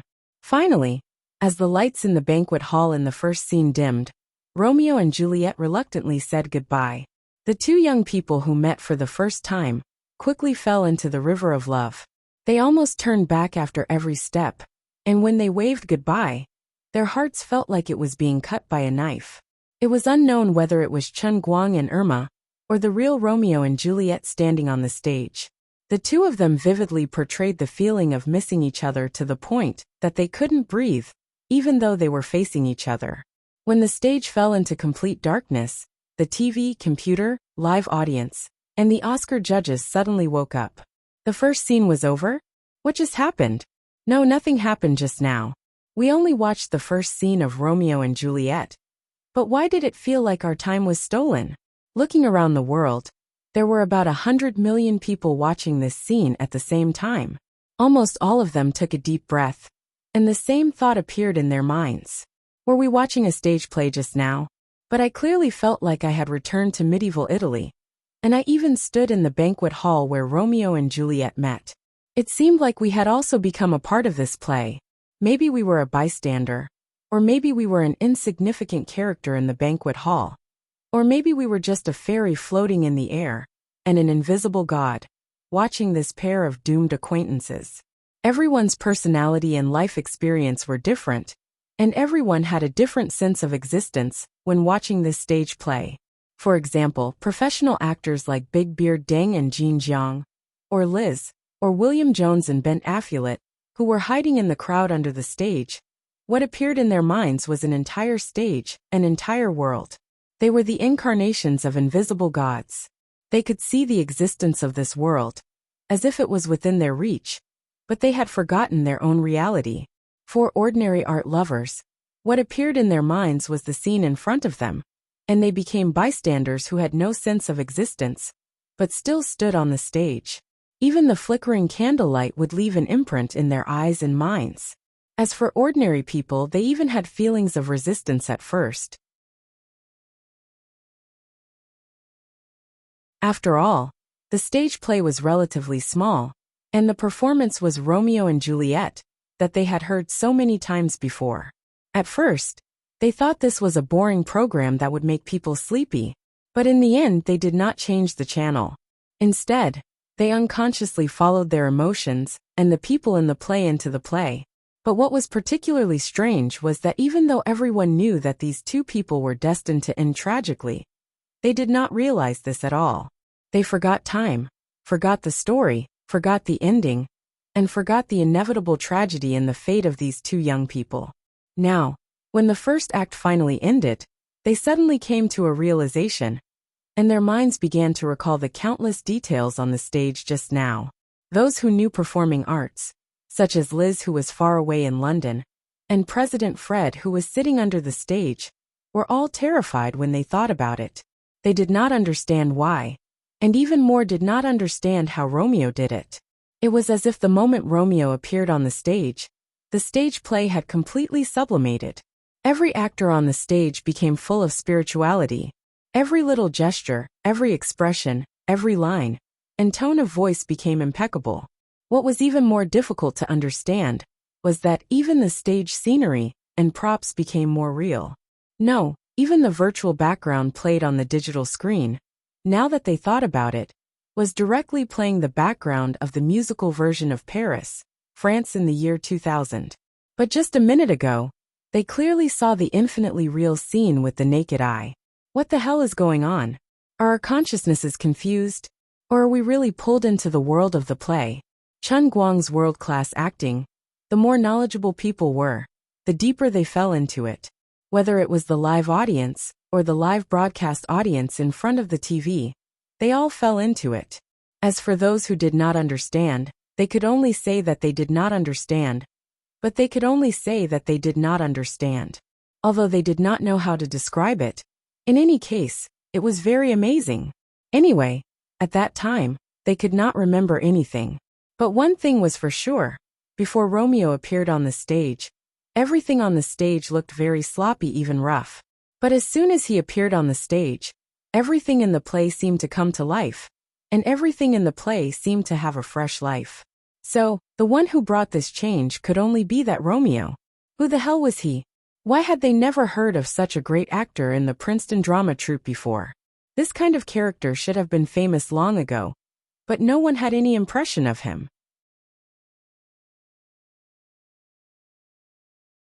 After giving everyone a 5-minute break, accompanied by Romeo hiding in the corner of the garden of Capulet's garden, and Juliet calling from the balcony, the second act of Chen Guang's version of Romeo and Ju began. In fact, today's script of Romeo and Ju was a little different from the past. There were many temporary adjustments and compression. There were also some changes to the main dialogue, slightly different from the original classic, and the narrative structure was not the commonly used flashback technique in the previous stage plays. The story did not start from the graves of Romeo and Juliet next to each other, nor did it directly skip the foreshadowing and the story background. Instead, it directly started from Romeo arriving at Capulet's house and seeing Juliet for the first time. As for the previous story, the background of the story about Romeo and another girl, Rosalyn, was simply explained through the dialogue between Romeo and his friend Benvolio, supplemented by a simple narration. This was a play that everyone was familiar with. In order to be able to finish in more than 2 hours, the director made a very simple and crude adaptation of the script. Although every line in Shakespeare's original version was classic, and every detail was very important, the fundamental purpose of today's Romeo and Juliet was to show off Chen Guang's acting skills. So when old James called Captain Gold last night, he emphasized that only the core parts related to Romeo would be retained, and the rest would be reflected in a simple narration. They had to use the shortest time, the least number of scenes, and tell the whole story from Romeo's point of view. As a professional drama leader, Gold Cameron was actually quite distressed by such an adaptation. Originally, in order to make a good play, manpower and material resources needed to work together. But with such a change in the script, the story was simplified and compressed to the extreme. To put it nicely, it was called an adaptation, but to put it bluntly, it was called destroying a classic. It was extremely difficult to achieve the desired effect. There were only two ways to save such a lousy script: either poke the eyes of the audience blind, or hope that Romeo could really support the whole play by himself. But the latter was impossible. There was no such actor in the world. If this was just an inconspicuous stage play, it would not matter even if it was messed up. But then it became the focus of the world, which made Captain Gold panic. But now that the first act was over, leader Jean Tay immediately calmed down. Although he did not know where this Mr. Blake came from, or who he was, it did not matter at all. He was simply a living god. The performance on the stage continued. The audience, who had not yet digested the story of the first act, were instantly pulled into a new story. They could not resist the attraction of the play at all. It was simply a magical whirlpool. Even in China, the old man, who had never watched a European stage play and only liked to listen to Western clappers, had accidentally clicked on the drama channel when he wanted to watch the morning news. He had only accidentally glanced at the TV in the process of quickly changing the channel, and then he couldn't move his eyes away. Even those who did not understand English could see the subtitles in their eyes, but did not know that they were looking at the subtitles. When the actors in the play began to speak, they would subconsciously link the subtitles with the actors' lines seamlessly. This kind of stage play could even cross the barriers of language and skin color, time and space, and break through the barriers of interests and hobbies to completely pull the audience in. Chen Guang's domineering acting field did not only cover the 300 acres of land in Eaton Manor, but also completely swept through every inch of the world through the technology of modern live streaming and TV broadcast. When Prince Aeschylus read the last line in an impassioned yet sorrowful voice, the spotlight on the stage finally fell into complete darkness. This Romeo and Juliet, that belonged only to Chen Guang, finally came to an end. At that moment, the entire Eaton Manor was silent. Not a single person stood up and applauded. Gradually, the first sob was heard, as if the first fire had been lit on the dry grassland. Sobs came from all directions. Even the senior members of the Oscar committee, even though they had seen Romeo and Juliet no less than 10 times, could not hide the pain in their hearts. They could not control their emotions at all. Not only the live audience, but the countless viewers around the world in front of their TV and computers were not any better. The tragedy affected the emotions of every audience. Sobs echoed in almost every corner of the world. If the earth had feelings, it would probably be crying softly at that moment. Chen Guang stood quietly backstage. At that moment, he had already left the state of international performing arts. But the others backstage were also crying bitterly. The aura of a martial sage told Chen Guang that at that moment, the whole world was crying because of the tragedy he had just performed.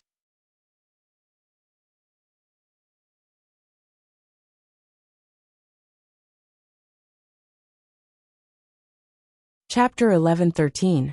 The long silence and sobbing lasted for at least 10 minutes before the pitch-black stage finally quietened down. Apart from that, the minds of the audience below the stage, and in front of their televisions and computers, seemed to have fallen into a world of ice and fire. Half of them were still reminiscing about the tragic fate of Romeo and Juliet, while the other half were desperately thinking about a question. They had a vague impression of the actress who played Juliet. It was a young actress named Emma Watson. But who was Romeo? Who was the young man who brought the stage play from mediocrity to shock the world? It was as if he had opened a window to another world, for everyone in the past 2 hours. It was as if he was a ray of light that shone from the sky of Verona hundreds of years ago into the modern society. Who was he? Even now, when the audience looked at the people around them or chatted with others, they could not help but subconsciously imitate the tone and intonation of the actors in the play. Who was this Romeo? What kind of performance art was he using? Some people who had watched Women and World's Faction had already associated Romeo with the Chinese Chen Guang, but they could not be sure. On the stage, Romeo didn't look like a Chinese at all. His accent was so perfect that people couldn't associate him with a Chinese at all. Most importantly, when these people were watching the play, they didn't have the time to figure out who was playing who. All their thoughts were emptied. Even though the play had ended, even though they had begun to guess Romeo's identity, they were still blinded by the fact that the two were the same person. Old James and the other 29 members of the World Party's underground organization silently wiped away their tears and looked up at the bright moon in the sky. They thought to themselves that they were right about Donald. That despicable Donald had led everyone into the ditch. King Cameron tried his best to hide the excitement in his heart. If Mr. Blake did not look so noble and elegant in the crowd, King Cameron would have rushed up and hugged him tightly. Irma, all right, let go of me. Chen Guang gently patted Juliet's back. Ever since the performance ended, this girl had been hugging him uncontrollably. Emma Watson snapped out of her daze and released her grip on Chen Guang's back. She took a step back and said, "I'm sorry, Romeo. I couldn't control myself." Chen Guang smiled. "I'm not Romeo or Irma. The show is over. We're actors." Following Chen Guang's explanation, the other actors who had also woken up pricked up their ears. Everyone wanted to know who this Mr. Black was. They racked their brains, but they couldn't think of a perfect actor named Blake in the world before. They all knew that this was an alias, so who exactly was he? Which performing arts school did he graduate from? Or was he the descendant of some great master?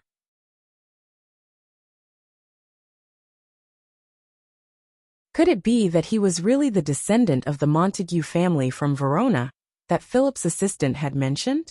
Irma immediately realized that although Chen Guang's accent was different from before, the timbre was his original voice. Irma woke up with a start. Oh my God, why did it take me so long to realize? But Irma quickly realized that she had been too immersed in her character. During the performance, she didn't have the energy to think about who the other party was. All she knew was that she was completely immersed in the world of Romeo and Juliet. Dear. Irma wanted to call out Chen Guang's name, but Chen Guang immediately stopped her. Irma, don't be anxious. We haven't finished what we have to do. We should go on stage and thank the audience. Irma didn't understand Chen Guang's intentions, but she wouldn't question his decision. She just replied blankly, "Okay." Chen Guang turned around and greeted King Cameron. King Cameron came back to his senses and hurriedly asked the others to tidy up and get ready to go on stage. "Mr. Cameron, there's something I need to trouble you with." "Okay, Mr. Blake, go ahead." "I need a piano. I want to play a song as a gift for today's curtain call." "Okay, right away. I'll get someone to prepare it." King Cameron immediately turned around to make arrangements. "Mr. Watson, who is Romeo? Who is this Romeo?" President Fred turned around and asked Old James, unable to control himself. Old James pretended to be a fool. "I'm not sure, President Fred. Who do you think it is? Who in this world can have such acting skills?" In fact, Old James was already hinting at it, but Fred didn't realize it. Malfoy Bentler, who was next to him, also frowned. "I've never heard of such a talented actor in the Princeton Repertory Theater. Just a genius," Daimon said sarcastically. Malfoy opened his mouth to argue, but after a while, he couldn't say a word. "Okay, I admit that if we put aside his identity as a young man, then he's a well-deserved master." Old Foreman, who was next to him, didn't try to hide it anymore. "Just a master? Okay, this is a great artist who truly founded a school. I don't understand how he did it, but obviously, before and after he went on stage, the other actors on stage and us, the audience, didn't think the same thing. What he brought to us might be another level of performing arts." Seeing that Malfoy was speechless, Fred rushed to say, "But still, No one knew who was playing Romeo. Old James and the others, who knew the inside story, held it in. They were waiting for the moment when Chen Guang would reveal the mystery himself. They really couldn't be bothered to explain to Fred and the others. In fact, if they had watched Women or World's Pie before, they could completely associate the actor who played Romeo with Chen Guang. Because other than the same person, no one else could do what he did.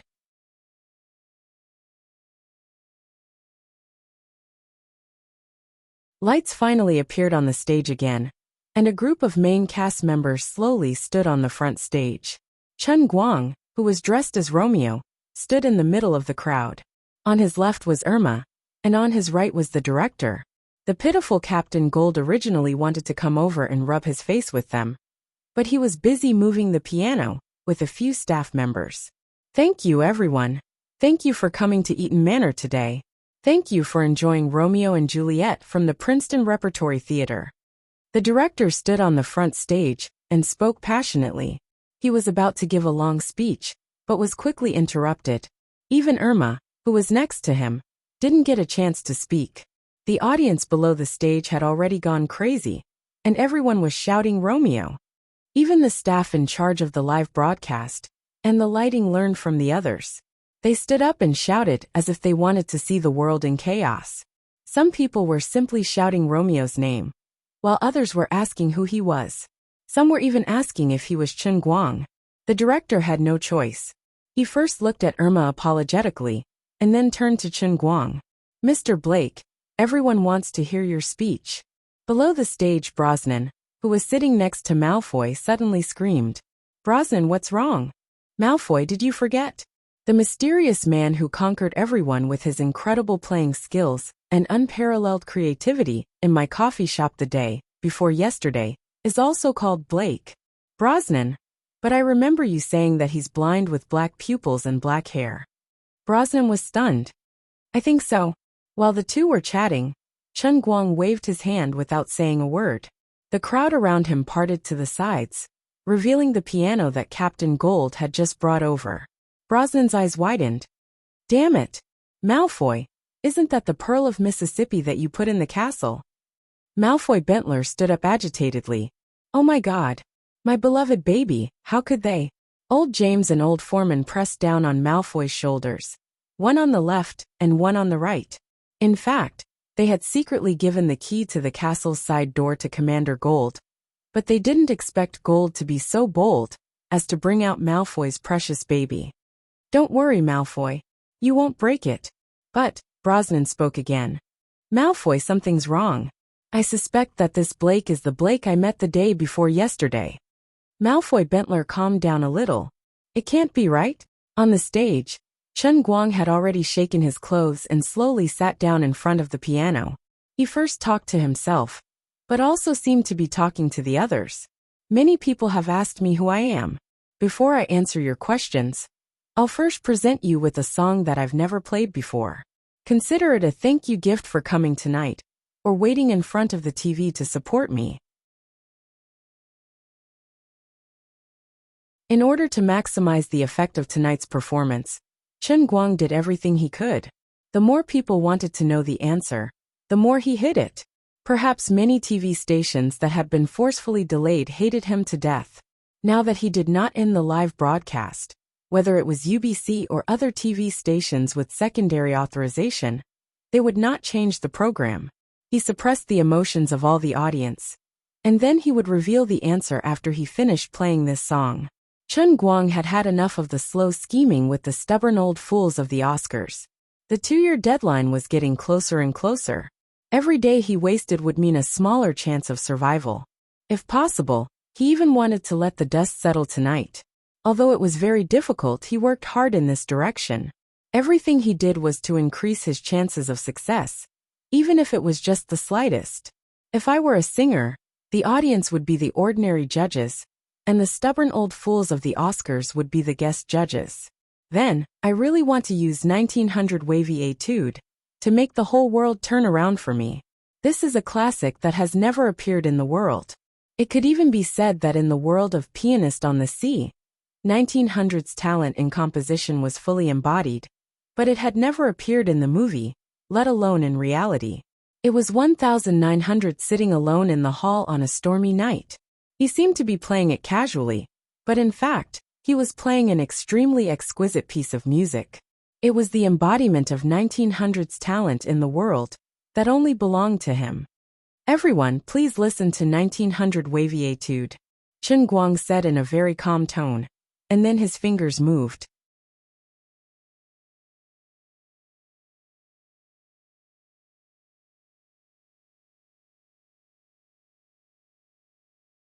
Chapter 11:14.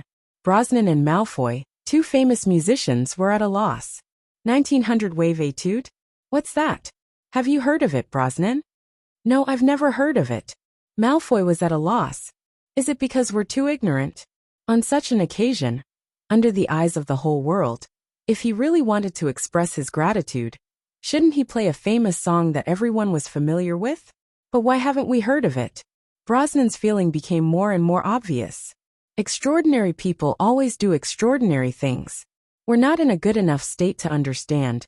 Although it was hard to understand, Brosnan was suddenly sure of one thing, after less than 5 seconds of Chen Guang's fingers running over the keys. That's right, this Blake is that Blake.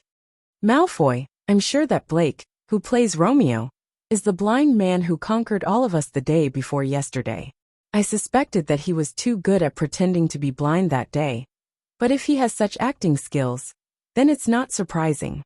The song he's playing now should be an original piece inspired by The Pianist on the Sea. He has the ability.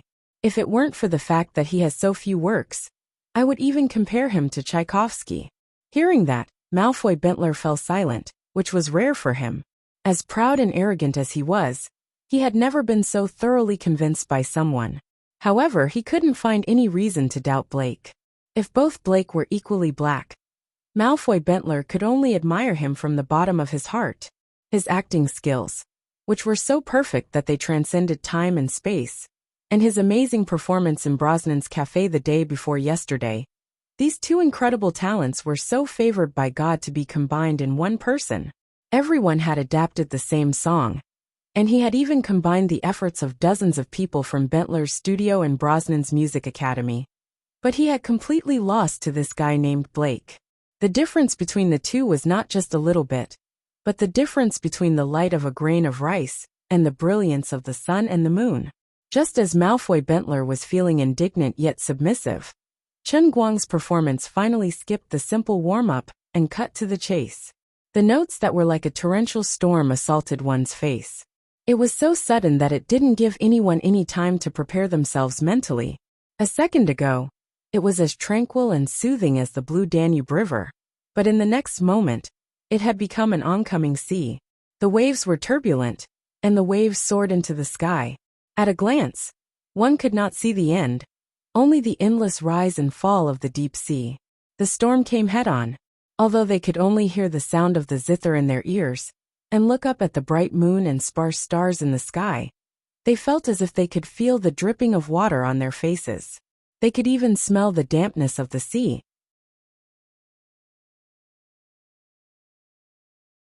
The most terrifying illusion in the world was knowing that it was an illusion, but being powerless to resist it.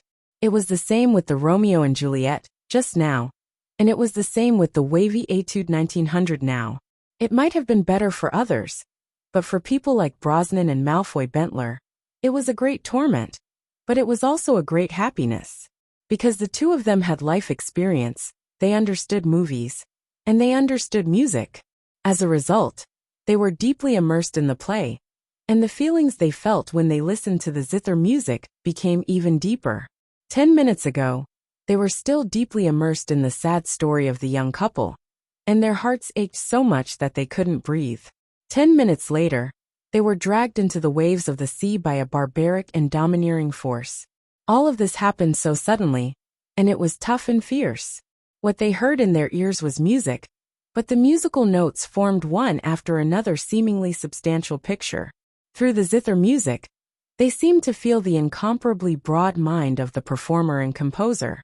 This kind of mind was enough to support the purest art, and an even purer life. Just like 1900, who was born in the sea and died in the sea, He came to this world with a pure life, but only left behind a purer life. He was like a white steed that flashed past a crack, and he didn't even have a real name. But even so, it couldn't be denied that in the world that belonged to him as outlined in the movie, he was worthy of the word great. People vaguely understood the true meaning of Blake's 1900 wave-breaker etude. It was called an etude, but it practiced the true meaning of life and the courage to brave the wind and waves. The listener seemed to incarnate 1900, sitting on this small boat of fate, sailing against the wind under the huge waves of life, and sailing far away. People like old James and others, or Big Beard Deng, and others who knew Blake's true identity, could also feel a little bit of Chen Guang's true feelings from this arrogant zither music. Why was he always so arrogant? Why was he always unwilling to bow his head to anyone who doubted him? Even if it was a temporary compromise, he would never do it. The reason was very simple. Just like what he expressed in this etude, he was very clear that his ability was worthy of respect. This was a performance of confidence, and his confidence was well-founded. In fact, he was not arrogant and rude, but when a person's talent reached a certain level, he would accurately judge his own ability. He denied and ridiculed people, but what he recognized was his own talent. What he truly respected was art, as well as achievements. He bowed his head to others and compromised, which was equivalent to denying himself. But once a person like him denied himself, it was equivalent to him belittling his own talent and achievement.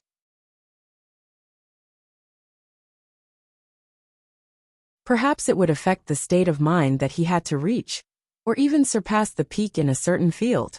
Only a genius who was endlessly focused could be like him in every field that he set foot in, unprecedented and unparalleled.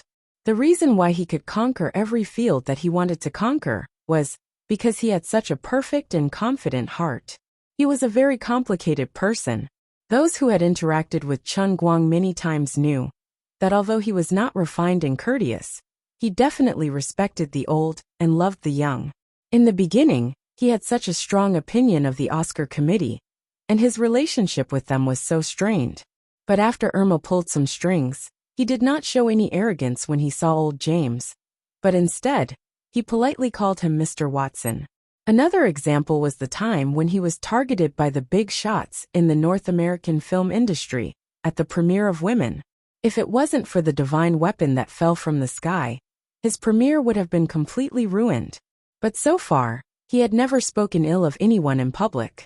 Although William Jones and Ben Affleck each accused Chen Guang of being rude on their social media, those who knew Chen Guang knew that it must have been those two guys who provoked him, which was why he had mercilessly slapped them in the face.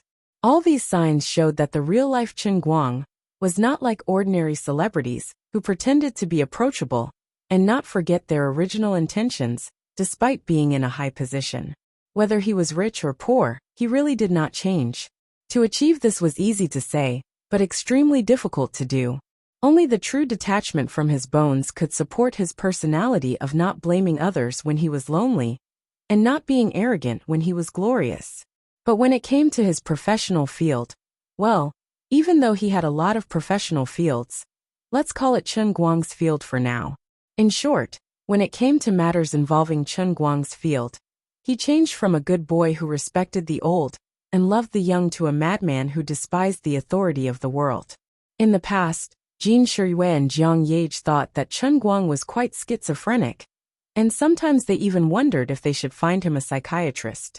But right now, this wavy Etude 1900, which everyone thought to be Chen Guang's original work, made many people feel that they didn't understand him, or that they didn't fully understand him gradually feel that they understood him.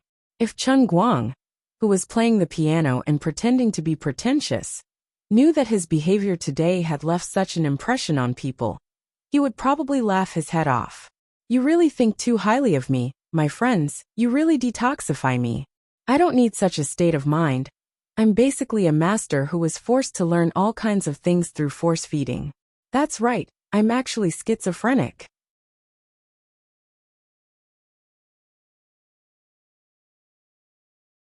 But I don't want to see a psychiatrist, it's such a waste of money. Finally, the sound of the piano continued, gradually turning from rapid to slow, and people's hearts that were tightly gripped slowly calmed down. People looked back, and in this dark night, they seemed to see a window on the side of the ship. A ray of warm sunlight after the wind and rain shone through the window into the cabin of the ship, which was filled with countless floating dust. People's eyes were filled with the golden radiance of the sun, and countless dust spirits were jumping in the light. The imaginary scene in the minds of the listeners was like the song of the spirits coming from a quiet 1,000-year-old forest, which could make people's hearts become more peaceful and peaceful. After the sound of the piano stopped, whether it was in front of the stage or in front of the TV around the world, it seemed to be quiet for a whole minute, and then there was a deafening applause. Standing up from his chair, Chen Guang faced the stage. He faced the legal footage of UBC and YouTube, as well as the infringing footage of Twitch and ABC. However, he was not interested in pursuing these people's infringement. Instead, he deliberately waved in the direction of these infringers and nodded slightly. Chen Guang's encouragement gave these infringers a shot in the arm. Now everyone could guess that this Romeo and Juliet was specially prepared by the Princeton drama troupe for Mr. Black. Even Kinte Cameron was taking the risk of losing everything. So, even though everyone was signing a contract with the Princeton Repertory Company, Mr. Blake was the one who had the final say. As long as he agreed, then they could shoot with confidence. Chen Guang held the microphone in his hand and was not in a hurry to speak. Instead, he looked forward with eyes as deep as the sea. You're tuning in to the Li Mei's Wuxia Whispers YouTube channel. We're so grateful for your support, and don't forget to subscribe to join us on this incredible journey through captivating stories. Your generosity through donations truly makes a world of difference, as it's the primary source of revenue that allows me to expand and enhance this channel for you. Thank you from the bottom of my heart for being a part of this adventure.